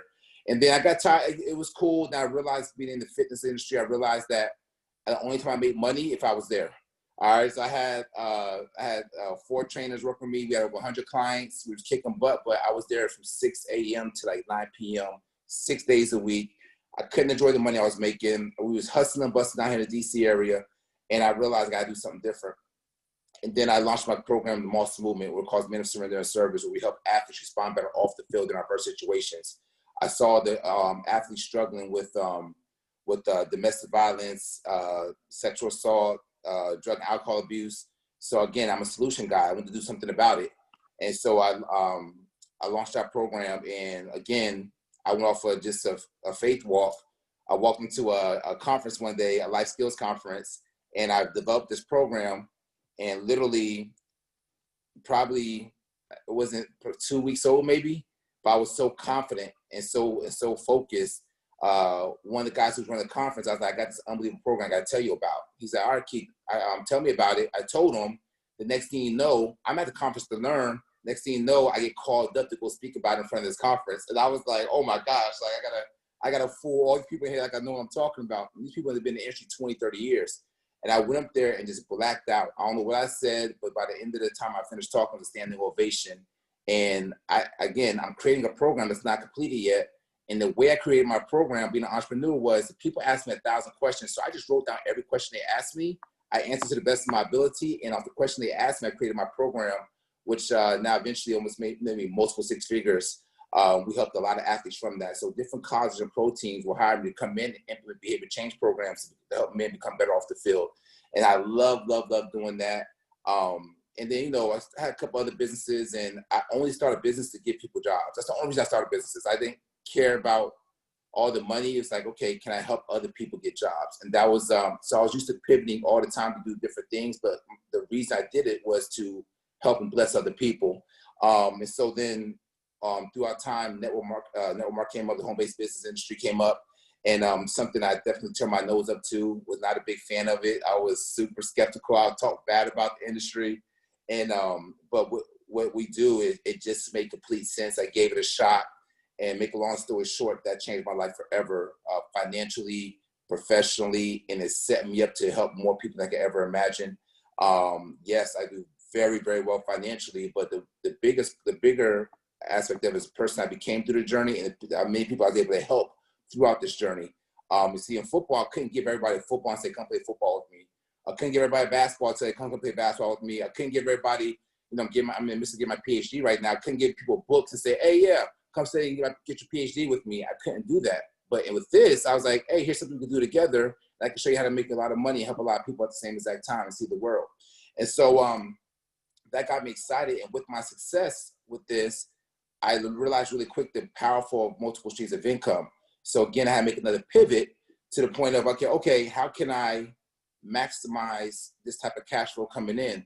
And something I always did was help people scale their businesses. So she mentioned about Hoodie Millionaire movement is where we literally, I take somebody's idea and I scale it to a 7-figure business. That's what I get paid to do. And that's what I love to do, helping people win in business. And so I just took my cash and started investing into a bunch of small business, especially minority-owned businesses, because I wanted to see people win and apply my business knowledge to help them set the infrastructure up and the clientele up for them to be very successful in whatever business industry they're in. And that led me to 13 other streams of income that does very well. But seeing them win in their business and what they're called to do with their life has been a huge, huge blessing for me. So Heidi, I'll stop right there and let you ask your next question, but that's kind of just like my journey over the last couple of years. There's so much more we get into, but I just want to make sure that we're on track with what you want to do, get accomplished here. Yeah, for sure. I mean, so I wanted everybody to be able to know, like, went from playing ball, ended up starting some different companies along the way. You know, and this is a piece that, you know, Keith is probably not going to like hit on, but I want you guys to know he made a bunch of money. Then life happened before he started in his network marketing business. And so, you know, he went through a divorce. And I say that because some of us are going to go through things in life that are going to make it seem like it knocked us off our square and we're absolutely done. But, you know, there's always still a plan for you. And you've just got to be steadfast and really more than anything, be open to opportunities. And they might not look like what you're used to, but you just got to keep yourself in that place. And you got to surround yourself with people that will speak that into your life. You know, Yeah. So you got to have friends that will talk to you and be like, this sounds crazy, but do it. Like, oh, absolutely. I don't know if it's going to work, but try it out anyway. Like, if you don't have friends in your corner like that, they're going to keep you in a corner. And it's important to know that. Go ahead, Keith, you're about to say something. Yeah, and that's huge, right? It's about adversity. Every big breakthrough in my life financially or just spiritually or just mentally came right after a tough season of life, right? And so in the midst of that season of me going through my divorce, it was bad. All right, it was really bad. That's all I can say. It was really bad. And as an athlete, I'm just used to taking things on the chin and keep going. But I didn't realize how traumatic it was until years later. But going through that, that's when my More Smooth program was launched, right? That's when network marketing came into my life. No, that's when I see her on the call, my sponsor, Alfie Brown. She came in my life, and she's the first person, actually, not the first, I would say, but she actually listened to what I was actually going through and gave me a solution. So I got people around me that helped me get through that season. You know, somebody, Christy Little Jones, she's up on this call every single week. She was very key in my transition, going from before I was married, during marriage, after marriage, going to the next phase of life, being my biggest cheerleader to this day. So I had people around me that just wanted to see me win. And I had, not everybody, but I had enough people around me that cared and loved me genuinely to help me see progress to the next step. So yes, I was able, the one thing I want to encourage everybody on this thing is that when life happens, and trust me, a lot of us going through life right now, is that you have to keep your eyes on the prize no matter what's going on. And the one thing I always, the analogy I always use is this, that as long as you keep your eyes on God, nothing else matters around you. You'll take hits. You're going to have people coming at you. You're going to have people saying things about you. You're going to go through a lot. You're going to be misunderstood, misrepresented. You're going to go through it all. You're going to have like what you feel like is life-altering decisions you have to make. But the one thing is, don't forget who you are. You know what I mean? Don't forget who you belong to. You know what I mean? And for me, I've always had the vision, no matter what I've been going through. I've always kept a positive mindset no matter what. It's not saying that I didn't have my bad days. I've always kept a positive mindset that allowed me to recognize opportunity and recognize the right people supposed to be around me for me to flourish to the next step. That's important. You know, they say that, and I said this yesterday. We did a training call yesterday. I said like success is really based on proximity. Absolutely. And it's important for us to understand that. Let me go ahead and mute Brandy because I can hear her in the background. Cool. So it's important, and guys, that's what you could use this platform for. That, like, there's a whole Facebook page of so many different women that you could reach out to, and they're on that page for a reason. And so don't feel that you can't reach out and get somebody to kind of help you and push you and motivate you. And when you're having your tough days, it's for you've got to be the person that can still open your mouth and say, I'm having a tough day, I need you to push me through. And, you know, use this platform for that. Utilize the different women that are in here. Hold on one second. It looks like somebody muted themselves. Cool. We'll meet you right back. So use this platform for that. Now, Keith, as we're like going to get off of here with you and move into the next speaker, tell me if you could say, like, what are 3 or 4 things, or you could choose how many, what are a couple of things that women can think about when pivoting? So you might be pivoting from being a stay-at-home wife and mom to now a business owner. You might be pivoting from your full-time career now into entrepreneurship. You might be pivoting from full-time career into retirement. You might be pivoting into trying to figure out what you want to do. You don't even know what it is. What would you say are a couple of things that people should think about when they're in a place where they're like, okay, I'm ready to go ahead and pivot? Yeah, I understand. The first thing I always tell people when it comes to pivoting or adjusting is that change is always going to happen no matter what. All right. And a lot of times what I recognize, especially with a lot of my clients who are women, they're so emotionally attached to whatever they're doing.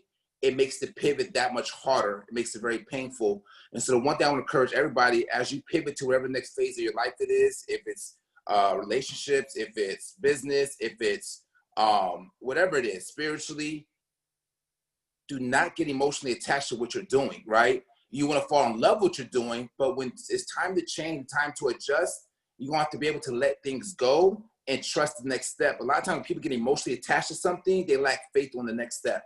You know what I mean? And that's important. So it's one thing I say is just protect your emotions. It's important for you to be all into what you're doing at that moment, but always be ready for change at any time. And so I'll give you an example of what's going on right now in the world. I think it's important for not only women, for everybody, is that there's a lot of change going to come out of this Corona season, right? And the world's opening back up. But let me tell you right now, the one thing I see consistently is people's jobs are gone. The people, how they make money, they have to figure a completely different way to make money now. And if you're still caught up on the old ways, how you used to do things, it's going to be a very hard transition for you. Or if you're in a position, say, like, you know what, I'm safe, my job's secure, my job is that, until it's not there. Because you don't see, so like I said, I got a lot of clients, and I've talked to a lot of Fortune 500 CEOs, talked to a lot of big time business owners, and the one thing everybody's consistently trying to do is this: they're trying to pivot to make their bottom line, to grow the bottom line and to cut the overhead off. And see, so I know people who are at these jobs are excited about these jobs and insurance, but their CEOs trying to figure out how to get rid of you so they can make them. So if something ever happens again in this world, like a pandemic, it could run digitally. It could run off technology solely alone without it doesn't take humans to run the job. So you can see a lot of retail buildings going under, a lot of office suites going under because people realize they could run their businesses off of Zoom. They still get the same type of results off of Zoom. And so if you're not positioning yourself to pivot with this new world coming, all right, you're going to be left behind and you're going to be very disappointed and frustrated going forward. Also, when it comes to women, one thing I've noticed, I do a lot of counseling. I've been through a lot of counseling, right? Is with the relationships. A lot of people struggle pivoting in relationships. You know what I mean? I'm not just talking about just romantically. I'm talking about just business relationships as well. And so I just want to encourage you just to don't pivot based off of emotions. You know what I'm saying? Don't change direction just because you're emotional about a certain situation and making a permanent decision off a temporary feeling. You don't want to do that. And I've seen so many people get rid of opportunities, get rid of people in their lives, or they can say, well, it's just my season's over with, but it was an emotional decision. And they don't realize until down the road, they're like, maybe I should have done that. And so I just want to encourage people, like, even if you're in a tough relationship or a tough moment, I'm not saying a toxic relationship or toxic moment. I'm saying a tough one. It's two different things, right?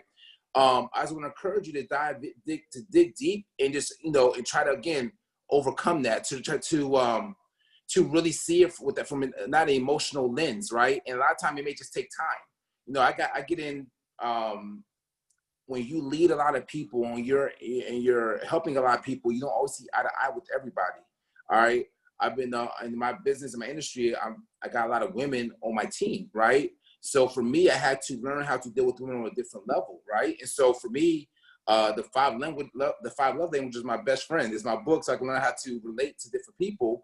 But at the same time, when it came to, I had to learn to let certain people go and allow certain people to come in.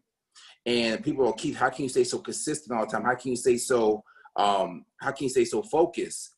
Also with pivoting comes protecting your energy and protecting your space. And so a lot of people in my life has left my life for whatever reasons, and they'll try to come back into my life. But the one thing I've realized in business and personal is that my mental sanity and my mental energy is everything. Because I'm not at my best mentally or spiritually, it affects a lot of people. And so a lot of you women on this call have a lot of people that count on you. A lot of you women on this call have a lot of people that count on you, and you're at home, at your business, and whatever you do, people, you're probably inspiration to a lot of people in your circle.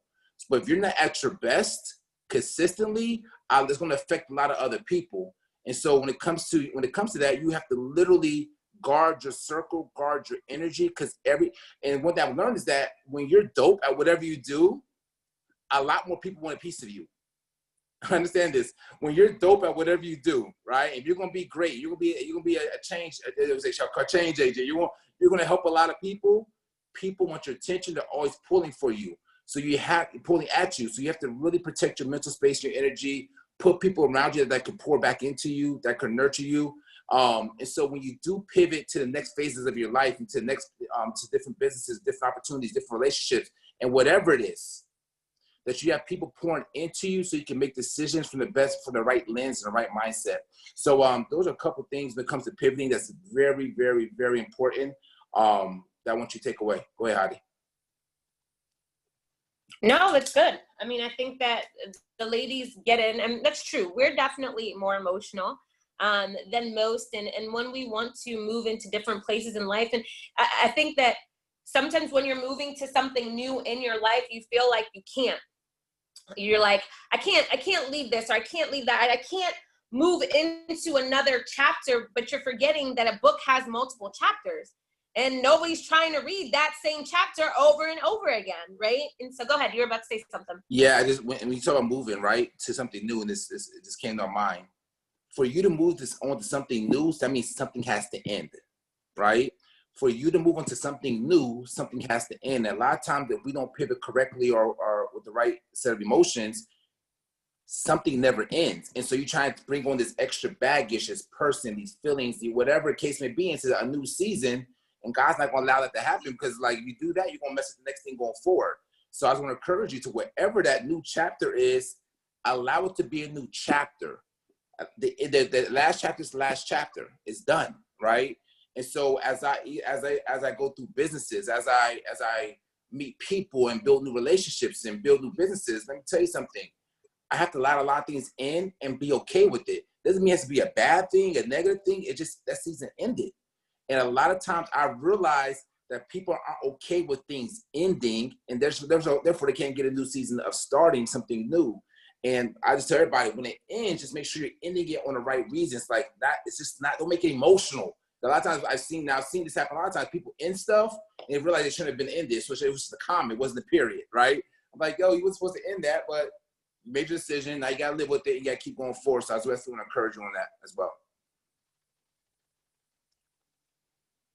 Perfect, Keith. I appreciate you as a person. More importantly, I appreciate your story, because a lot of us don't get to hear like athletes that have transitioned well, that are working on different things. That's important for us to know, because just like we're working on changing the narrative of what's happening to Black men in the world, in general, you need to change the narrative of how people are thinking about athletes and what they do, because you only hear the bad stories. And so, you know, I've always wanted to be a person that could give you the good, the bad, and the ugly. That way you know what it is. And, you know, Keith has excelled at multiple different levels, gone through multiple different things. I would tell all of you guys to follow him on Instagram at Hoodie Millionaire. He'll put it in the chat so that you guys can see it on there, so you can see his newest, greatest endeavors that he is embarking upon. There's a bunch of really cool things that are about to happen that, you know, you guys should all be in tune for. And it's things that will help empower women too. So that's exciting for me, you know, to see that he's going to be able to utilize his influence to help women really further all their dreams and their hopes. And it's a whole new, brand new venture that I'm not going to talk about now. Yeah. Don't give it all away, Heidi. Don't give it all away. No, I'm not going to tell. But I mean, everybody will be able to see it very soon. And guys, it's groundbreaking for women. And I appreciate people that understand that, you know, there are social injustices when it applies to race, but also as it applies to gender. And, you know, whatever barriers we can break. And I mean, things aren't going to be completely equal anyways. It doesn't matter what we do, guys. I mean, I don't care what you say. Nothing's going to be completely equal, but I want people to be able to be acknowledged equally. Right. And if we've got platforms for that, that's helpful. And so, Keith, we're going to end this out and move to the next speaker. Was there anything you wanted to say? Yeah, really quick. I just want to speak to the what's going on in the world as far as, you know, black men and everything else. And the one thing I just want to encourage everybody is that check on the men around you. Seriously. I know we're used to being the tough guy. We're used to being providers, protectors. But let me tell you right now, I deal with brothers every single day. I'm telling you myself, we don't walk in fear, but we recognize that there's a chance we won't come home today. We recognize there's a chance that with everything going on, we're going to be prejudged. I'm a guy that's 6'6", over 270 pounds, all right? I'm a big guy with a beard, you know what I'm saying? So I'm intimidating at sight, you know what I mean? I've been in some situations because of my size, my stature, and if I wasn't as sharp as I was mentally, I would not be here talking to you today, right? Learning how to get out of certain situations. And so that's scary. And so with all the stuff going on in this world, guys, do not overlook it. Do not be afraid to have the uncomfortable conversations. We're asking you as the women on this call is to protect us, be the queens in our lives, right? I don't care I'm not even talking about just romantically. It's just the men that you care for and love. Like, speak up, you know what I mean? Don't let people that doesn't have the same skin tone as you, or just doesn't even understand it, who has the same skin tone as you, to speak ill about what's going on. Because every time you let it slide, that's a chance that my life may be in danger as well. Or it's somebody that you love that's in danger. So have the uncomfortable conversations. Know that a lot of brothers are not okay. I don't care what they tell you. Keep asking them. Keep checking on them. Give them a hug. Give them a kiss on the cheek. Say, I'm praying for you. Say, I encourage you. You know, just pour positivity, because every time we turn the TV on, it's something negative about black men. Every time we turn the TV on, it's something about black sisters. Every time we turn the TV on, it's a lot of negativity and they're putting fear out. So it's our job to put the positivity back into each other. And that's why I love what you're doing here, Hadi, with this positive platform. But also, if there's any brothers on the call, pour into the sisters out here too. All right, it goes both ways. We have to encourage one another because we need each other to come out to come on the other side of this curve. So the thing we're working on right now that Hadi referenced to, just check us out over the next couple months. It literally is going to be groundbreaking. I have a heart for women. I have a heart for giving women a chance to be empowered, to make serious change. Not, you know, because I understand that outside of African Americans, women are like the low. A lot of times they look at the view as low person on the totem pole. You know what I mean? I say that with all due respect. And so it's my job to try to, not my job, I want to play my role into uprising women in this community as well, and making sure that brothers are respecting and treating our women the same exact way. As you're holding us down, we're going to hold you down as well. So Hadi, again, thank you for this opportunity. You have an amazing platform here. I'm excited to hear my girl come here and talk next. I have not seen her beautiful face and her voice in forever. So I know you're going. She's going to kill it. I'm going to grab my book and my notes so I can write some recipes down. So I'm excited. So Hadi, amazing job. I love you. Thank you. Thanks. Love you lots. And I just want to make sure I hit on Sonia wrote on here. She said, what if the guys won't open up? Like, what if you have men in your life and they're like, yeah, I'm good. Like, what would you suggest, or what would you like when you're going through the, I'm good, but you're really not good moments? How do we get you to talk? Nah, it's good. You can't force us to talk. But let me tell you what we do. We feel, knowing that we are loved, knowing that somebody's checking on us, knowing that somebody actually cares about us means a lot. There's so many times somebody come in and just rub my back saying, Keith, I'm thinking about you. Or I might get a text saying, yo, Keith, I hope all is well. And I'm going to say, cool, appreciate it. But I'm internalizing that like, dang, somebody really does think about me. Somebody doesn't care about my existence. My existence does matter. So if you have a man that's not going to talk, let me tell you, love knocks down those walls over time. Just you being consistent in your love and do without expectation. Don't love on somebody hoping to get a response. Do it because you want to. Do it because you know you want to just protect that man and cover that man. So men, we're conditioned to keep everything in, be tough. So you have 20, 30, 40 plus years of doing that. It's going to take a while for them to get to talk. So it's your, as a wife, as a lady, as a friend, somebody of the opposite sex of a man, let me tell you something. Create a positive culture, create a safe space for that brother, create a place where he wants to open up. And when he opens up, trust me, be ready for what you're asking for, because it's going to be a lot of emotions coming out. It's going to be a lot of just tears, a lot of anger. And it's not directed towards you, but you wanted to open up. Just know there's a whole lot in there pent up. So just be ready for what you're asking for in a positive way, but just provide a safe space. Don't take it personally. And your job is to love him unconditionally. Perfecto, perfecto. Love cures everything, guys. So it's spreading tons of love on a consistent basis. Keith, we appreciate you. Definitely looking forward to all the great things that are happening. I know the ladies on here are, down to be able to be inspired on a continuous basis by you. So I appreciate you over and over again. Love you lots. And we're going to switch over to our last speaker. Woo, woo, woo.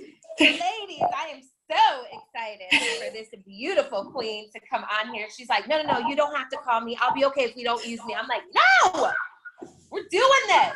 We had you at the end for a reason. We wanted you to just bless our souls. So let me talk to you guys about this lady first. So let me do what I know, and then I'm going to read the stuff I know. So Pilar is somebody that I've heard about for years. Everybody speaks so highly of her. She's a boss. And in our industry, everybody's a boss. So like people talk about people really highly all the time. So I'm like, yeah. Let me hear about this. So they talked about her, but from every single person, they all had different personal stories about how she's impacted their lives. Like just who she is, her integrity on a consistent basis. These are the things that I've heard, because I have not spent tons of time with Pilar. I really haven't. So I'm not going to lie to you guys and tell you that I have. But I've heard so many things about her over and over and over again. Let me make sure. It looks like, okay, I was just making sure nothing else is going on. But I also knew that she had a kid. And then I heard that her kid was in their 20s. And I looked at Pilar and I'm like, how, Sway? Like, you have your kid when you're 5? Like, wait a minute. So I couldn't figure that out. So I'm like, she's absolutely beautiful. Then I got to start watching some of her things on social media, and I've got to be able to see her weight loss journey, which is very inspiring. And then couple that with me knowing she's in corporate America and has been with the same company for 17 years. That is completely and totally unheard of at this point in this stage in life. We know that people stay with the company for 2 or 3 years. So you know that she's worked her way up that ladder. She's also had a leadership position within our home-based business. So I've been able to see that she's able to build teams and encourage and inspire people. But I'm gonna read what was sent to me about Miss Pilar so that we can all get it all the way together. So she is a Latina corporate boss. Okay, so we start there. To know her is to love her. Colombian, Puerto Rican, single powerhouse mom of a 23-year-old college graduate from Queens, New York, owns properties in New York City and now New Jersey, works at Deloitte, has been there for almost 2 decades, one that is always inspiring, leading, and leveling up in every area of life, loves to lead a healthy lifestyle in fitness, mental, emotional, spiritual, financial empowerment. Her culinary taste and expertise will get you hooked and coming back for more. The best friend, daughter, sister, mom, and woman you could ever have in your corner. A blessing to everyone graced by her killer smile and heart. And so without further ado, I want to introduce you to Miss Pilar. Hey, girl. Oh, my goodness. I cannot. You guys are too much. You make me blush. Thank you so much. All right. So I'm not sure how I'm going to follow Sakeenah and Qasim and Keith because they were mind-blowing. I mean, I could relate to so many things that they talked about. So I'm trying to figure out what angle. I know we're short on time, and I want to make sure that I respect everybody's time. And, I want to say thank you to you for even calling me to get on this call because I was yesterday eating a hot dog and just out of the blue. And yes, with my fitness journey, I do eat hot dogs. Do not judge me. So just a little bit about me. I'm 45 years old, and I do have a 23-year-old daughter who just graduated college this year. And unfortunately, she's my only daughter who graduated during quarantine, so I wasn't able to see her walk. So that was super heartbreaking. But fortunately, I have a college graduate. So, it's a silver lining. Growing up, my parents were together very, very quickly, divorced at 8 years old. I had a kind of a turbulent teenage kind of years in my life. I was very angry as a kid because I was a daddy's girl. And little did I know that, as I got older, I was very upset at my mom for my dad leaving us. But little did I know is he used to beat her. He used to cheat on her.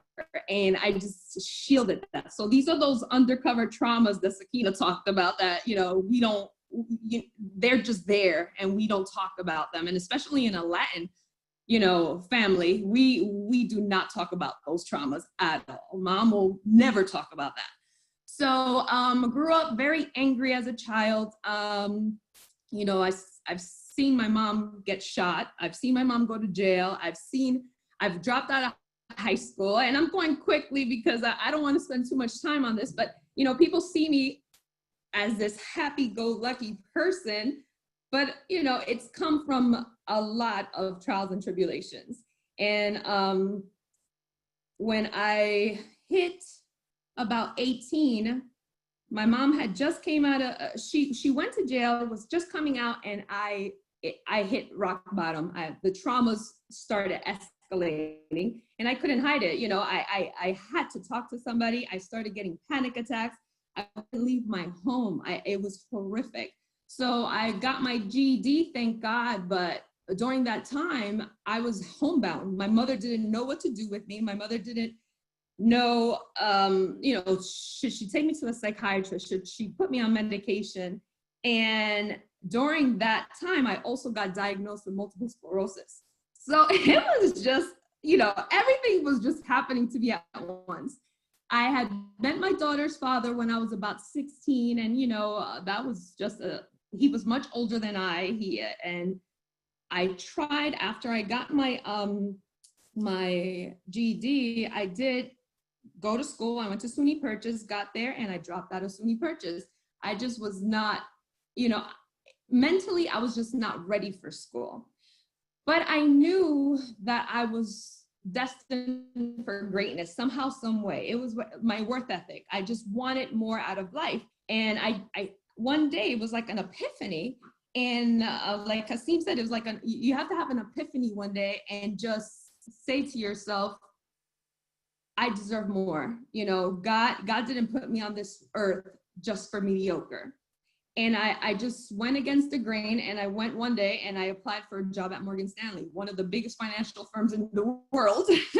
And I was hired as a secretary. I'm hired as a secretary, no high school diploma, no college degree. I was just, it was God. I will say it was just God put his hands on my shoulder and said, this is for you. I went to, I worked there for 2 years, and then I got scouted out by Deloitte, which I've been there for 17 years. They came to me to ask me to come work for them. No high school diploma, no college degree. I went to work at Deloitte, and I worked myself up from a secretary to now I manage all of New Jersey in facilities and operations. Within the last 17 years that I've been there, I've had 9 promotions. Everyone at my level right now has a master's. I don't have a college degree. I don't have a high school diploma, but it was my worth ethic. It was me saying, I'm going to allow people to mentor me. I'm going to shut my mouth. I never want to be in a room where I'm the smartest person, because I'll never learn anything. So I need mentors, and then I need coaches. And the coach is gonna take the crap out of me to help me to help me grasp what the mentor is giving me, right? So the coach is going to take that bad stuff out and the mentor is going to feed me. And that's really what I've done all my life. I've asked the right questions. I was listening to church this morning and the pastor said something about you have to ask the right questions to get the valuable answers. And that's so important. You have to phrase your questions to learn, right? That's what you want to do when you ask questions. So I always surrounded myself with people like Hadi. I mean, I look up to Hadi, and it's funny.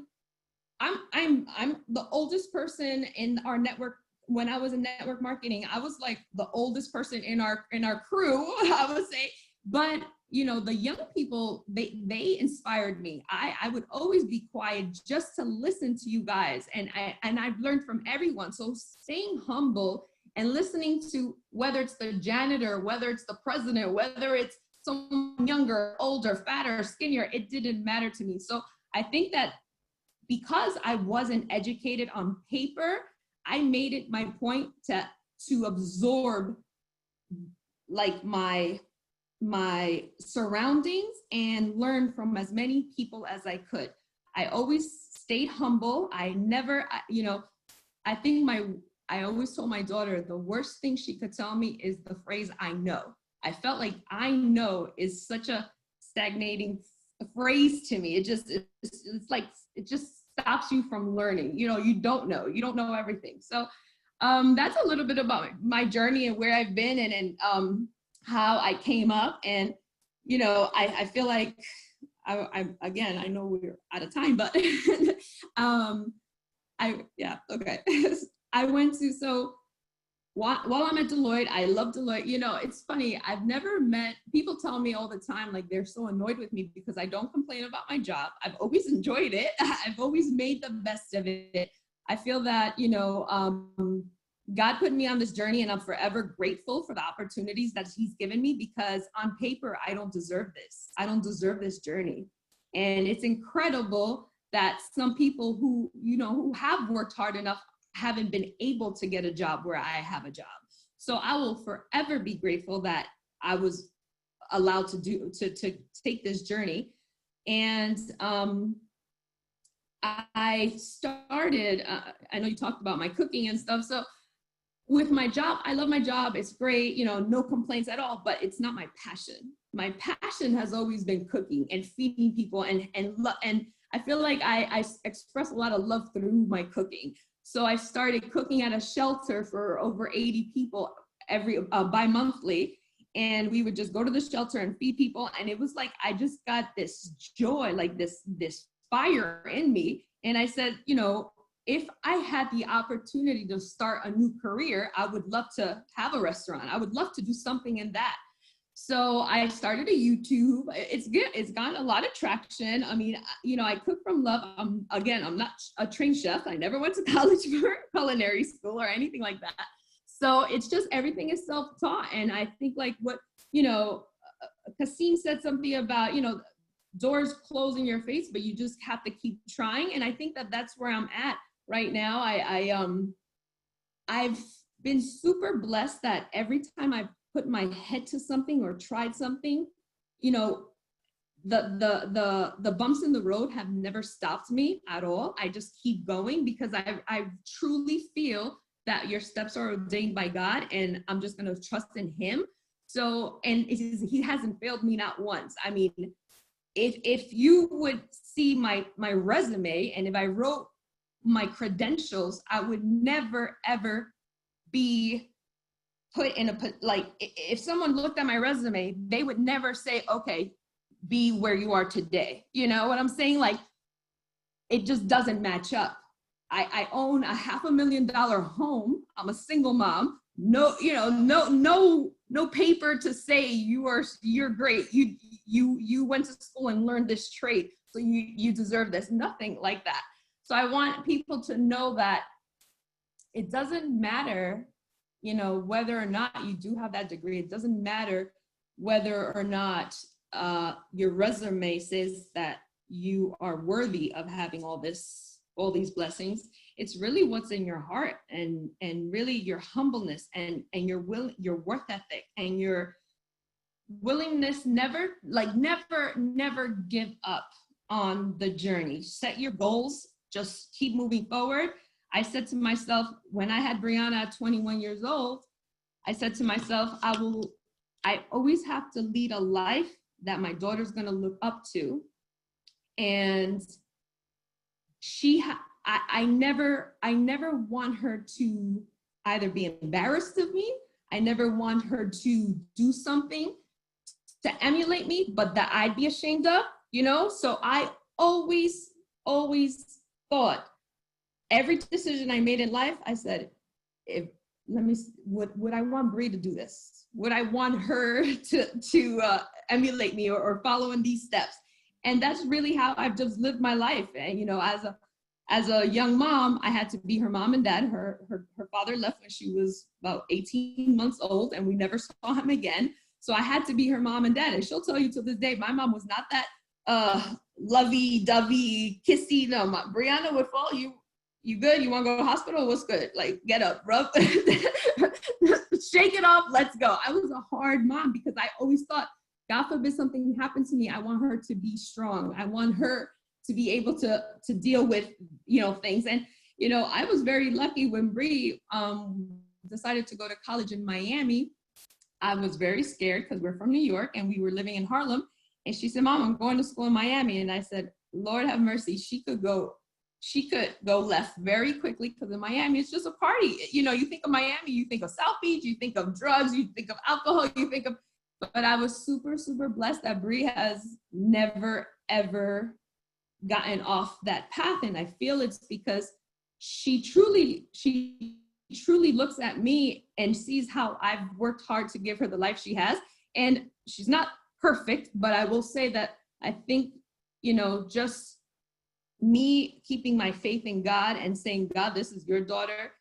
Now you guide her while she's in Miami, has allowed her to steer clear of all, you know, any problems in Miami. So I've been grateful in that. And I just want everybody to know that the journey you choose, you could, you put your mind to it, you could get it. Anything you put your mind to, because I you know, after speaking, after all these amazing speakers who have the credentials, right? Who have done so much. I mean, law school, I mean, he's NFL player. I mean, all these things that they've done, and I listen to them and they're so inspiring to me.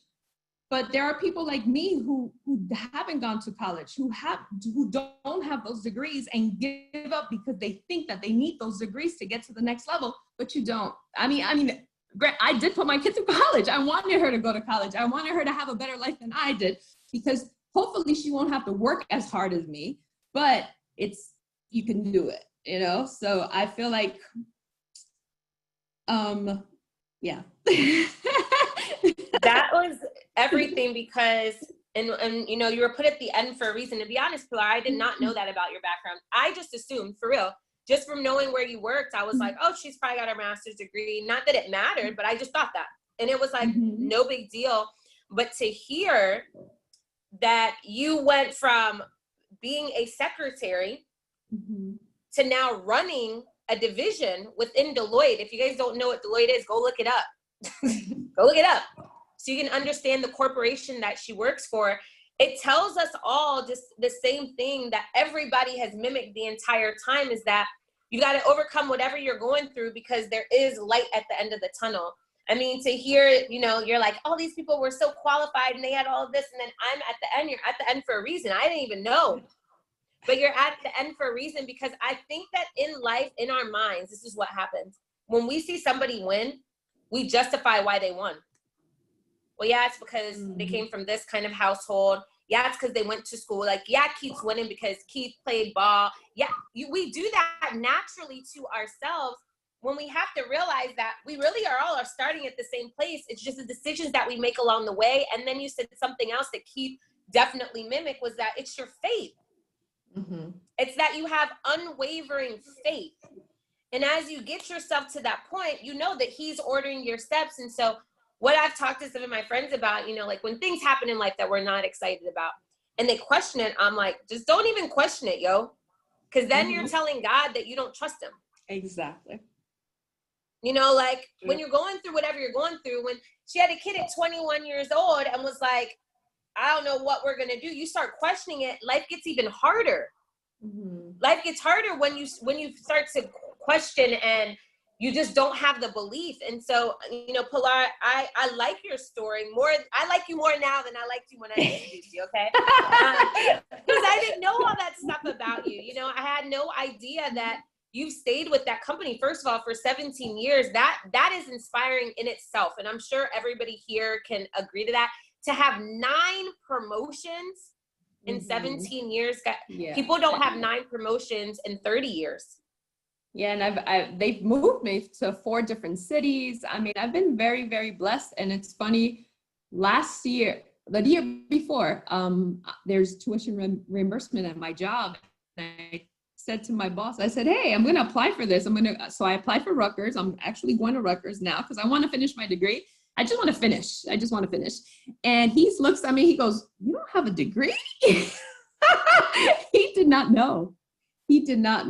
So, you know, I've been blessed that people have trusted me, that people have, you know, I look for mentors, like I said, that are smarter than me, that could teach me forever. I'm always a student.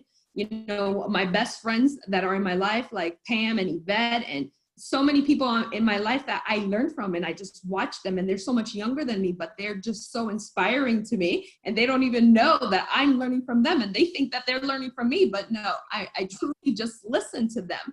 And I feel that as we get older, I mean, I'm 45, and I think people in my age range, I see that they stop trying to learn. It's like they are know-it-alls, and it's such a mistake. It's such a sad thing when you see that, because it's like they're just staying complacent in where they are and not open to learning. So yeah, it's a great, I'm super happy that I have people that inspire me, like you and you know, people in my life that I look to, and Keith, I've always listened to you guys talk, and it's just, you guys keep me going and keep me young. Girl, I appreciate and love this talk. You know, it's definitely icing on the cake for all of us that are on this call, because we're all starting to understand that in every speaker, there's something that we could take, something that we could say, oh, I get it. You know, there's somebody in our lives that need to hear these stories, and that's why we're all getting them. So, you know, people tell their stories to help you change yours. But you have people that are around you that need that exact same help. And so that's why we all tuned in today on a Sunday. You know, I know we went a little bit longer than we had planned, but no, I was not going to rush you at all, girl. Like, everybody that was on at the beginning is still on here right now because they wanted to hear this. They wanted to know. Go ahead. I just want to say one thing about the fitness journey. So I have lost like 40 pounds in the last 2 years. And I will just tell everybody who's struggling with weight loss, because it's been something that I've struggled with all my life. I truly believe there's amazing exercises out there. There's training there, you know, whatever it is, but you really truly have to know your body and what's good for you. I mean, for me, I'm not the one that's going to juice. I'm not the one that's going to take a pill. I'm not the one that's going to do, I can't do vegan forever. I can't do that. I love food. I love comfort food. I love to eat whatever the heck I want, but I had to learn my body. And that's another reason I started cooking, because I could make healthy comfort food at home.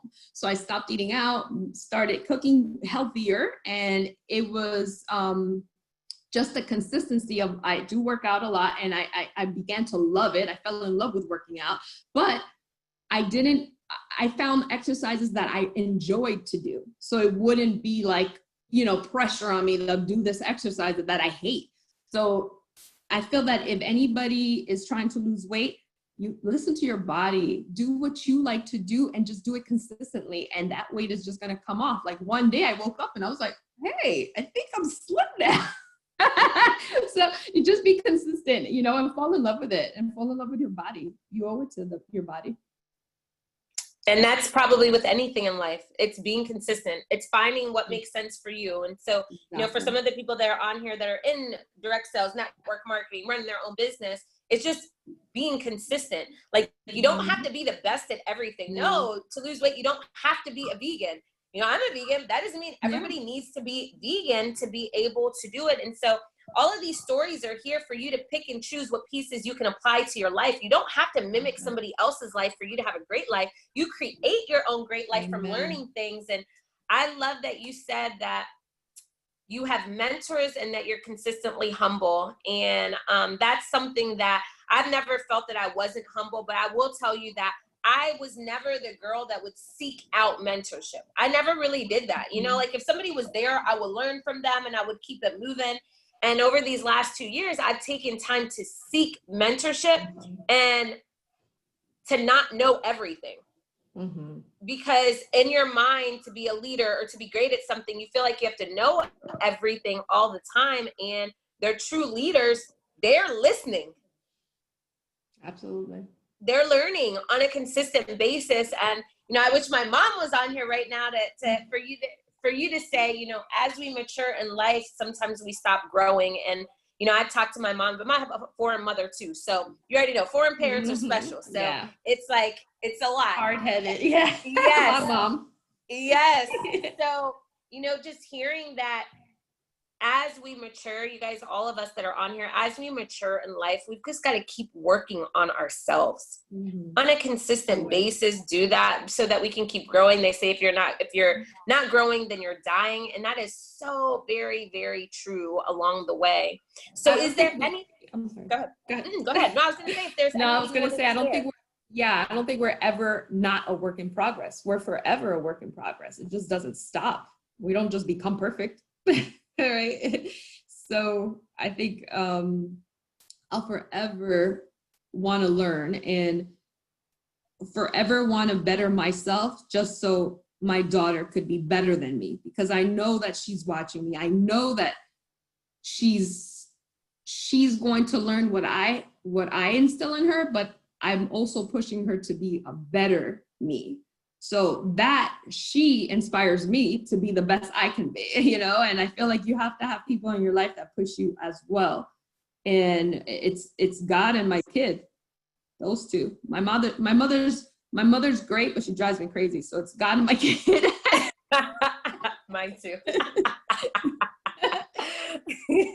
So ladies that are on here, gentlemen, everybody, let me just do this. Let me just see. Are there any questions that we have for this beautiful queen as we go through? So, you know, you were talking about overcoming. If there's like a couple of things that you could say, if somebody is in a rough patch in life, what would be the things that you tell them to do to help overcome? I mean, you don't feel like you're qualified for something. Yeah. How did you overcome, you know, the fear to reach out, to say something? Like, do you have maybe like an equation that people could use or a couple of things that you think that people should do? I truly, when I feel that I'm in a rut, I truly just meditate and pray. I feel that as humans, you know, we all make mistakes, and the only person or the only spirit or whatever you call him that's perfect is God. And he, you know, I fully live my life every day with just faith in him that he has, you know, he's guiding my steps, and I'm never going to question him. You know, I'll have bad days. I'll have days that I'm like, oh my goodness, God, you know, I know you got this. Like, I really, truly have learned to let go of my control. I don't have control over my life. He does. And once I let go of that control, not only have I had less stress, but things do fall into place. You just have to be patient. It's on his time. It's not on your time. You really have to, because if you're depending on yourself and others to make you happy, you are doomed. I will tell you right now, doomed. Whether it's, you know, are you depending on your job to make you happy, or your husband or your wife or your kids to make you happy? No, God's the only person who's going to make you happy. You have to have full faith that he's the one that's going to bless every single aspect of your life. And once I gave up my control, I'm trying to do it myself. I mean, you know, within I would say within the last 5 years, I own I own a beautiful home here in New Jersey. I mean, my daughter lives in a skyscraper in Miami. We both, you know, she graduated college with no student loans. I mean, truly a blessing, and I owe it all to God. There's nothing else that I do but other than pray and meditate. I love it. That is the perfect answer. Definitely the perfect end to this. I'm gonna read, somebody left a message, or they wrote to me. Hold on, what do you do? So, and you might be able to even answer this, Pilar. I know it's been a minute since you've been doing exactly what we do. Listen, somebody said, like, what should you do if you've been a loner your whole life and you don't have like real friends? Like, you're getting into network marketing, okay? And you don't have a lot of friends, and so nobody's willing to invest in your business. What would you tell somebody that is in that place?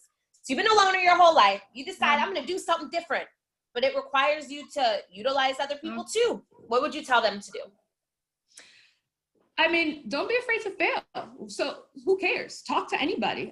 When I was in network marketing, I always said I was the worst at it. Because I was shy. I've had this thing where I didn't want to talk to people. I was like, what am I going to do? I don't want to talk to my friends about it. I don't want to talk to anybody about it. But you know what? I think as soon as I cut that first or string or ribbon of speaking to a stranger, I would talk to people. I would go to a grocery store and say, you know, very, very casually, the person checking me out, you know, like I would tell them how nice they were or whatever, give them a compliment because people love compliments, and then, you know, ask them, is this your only, you know, source of income? And then say, hey, I'm, you know, starting a new business. I'm interested in, you know, seeking your ideas about it. Maybe we could chat over coffee or whatever. Here's my phone number, or give me your email address or whatever. You know, people always keep their, as soon as you say, are you interested, you know, I'm starting a new business and I'm interested in what you have to say about it or something, people will not say no to you. I mean, you're going to catch their ear somehow, some way, unless they're real big jerks. But I feel like if you're just friendly and speak from the heart and you're genuine, people will be okay with that, with you asking them for help in a sense, right? So you're starting a new business, you're in this area, and you're looking to expand, and perhaps this may not be for you, but let's chat, let's have coffee, or call me, or maybe I could DM you, or what's your Instagram, whatever. Once they see my Instagram and they see my lifestyle, they're gonna talk to me. So keep your social media amazing, keep your social media positive, never put anything emotional. I love what Keith was talking about, the emotions. Yes, let's get these emotions intact. Do not put your business out there, just stay positive. And what you put out is what you get back. So, you know, just speak from the heart. I say that. That is a perfect answer. I love it. I absolutely love it. Good job, girl. You didn't know you was coming to do a training like that. It's been a minute, but you know, I could still do it. She's like, I got it. No, Pilar, you are an inspiration. I'm so happy that we had you on here so I could learn more about you. And, you know, I think that all the ladies were able to get a different level of inspiration from you. Each speaker had something special, you know, for all of us to be able to grab and say, ooh, I'm going to take this with me. And guys, if you want to follow Pilar, tell them your Instagram, both your Instagrams, let them know where it's at. Yes, it's Glimpse of Pilar, and Pilar made this.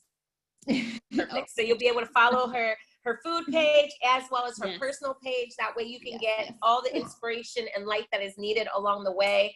Pilar, I appreciate you for hopping on here. You know, I appreciate your heart. I appreciate your desire for greatness, because it's inspiring to everybody that is on here. You don't have to start from something. You just create what you want. You know, you follow his steps, and, you know, we'll be able to have the things that we deserve out of life. And so, ladies, we'll end this call. I know last week we ended a little bit early. I don't know how we did it. We've never done that. And this week we're like, listen, since we ended early last week, we'll come back and do it the way we're supposed to, right? So we're going to come back with more fire and passion. And I just appreciate everybody for taking the time out. Look at this. You had somebody from New Zealand on here. Wow. There was somebody from New Zealand, somebody from Fiji, a complete and total international call. Everybody enjoyed themselves. Thank you, Shannon from Fiji. Guys, do this. Make sure that, you know, you invite your friends and family members on for the next one. I know next week I already have one of the ladies that we're gonna have on, and she's gonna talk to us about getting our YouTube. So you're talking about YouTube. Yes. So I have like a professional YouTuber who is going to teach us about creating our own YouTubes. And so we strayed away from doing a lot of the business stuff because emotionally, I felt like people needed to get themselves together. You know, people needed to get inspired and re-inspired. And so we're going to switch back into bringing in some business and business techniques in. And so we're going to learn about YouTubing. And so I'm excited for everybody to be able to learn more, you know, perfect our skills, or maybe even just start some new skills we didn't know that we had. And ladies and gents that are on here, we appreciate you all. Make sure that you have a great week. Take everything that you learned, applied it. Most importantly, don't quit. Be love and light to everybody that is around you guys. People are looking for it. They need it. And we have it plus some. So make sure that you're being that on a consistent basis. I appreciate all of you guys for being here with us. And if there are no more questions, which I think we are good to go, guys, I will see you next Sunday. And next Sunday when we do this, I'll be in New Orleans. So I leave tomorrow. I'm going to Charlotte, North Carolina, Charleston, South Carolina, and then going to New Orleans. And so I will be out of this piece, but we will still be tuned in and ready to go. And then last but not least, on Thursdays, we're literally going to have it's a call that I do just for an hour, and it's going to be different business techniques. So last week we did link this, link that, where we worked on Linktree and LinkedIn. And so this week we'll have some new cool things that we'll work on. And, you know, my goal is that this community will be the strongest community of women and some gentlemen that have perfected their craft during this pandemic, that spent the time that was needed to come out on the other side bigger, bolder, and stronger than ever before. And so, you know, I'm going to use everything that I learned. I will be passing it back to you, ladies and gents, on a consistent basis. So let's go spread love and light. So thankful for everybody that is on here. Have a great rest of the evening.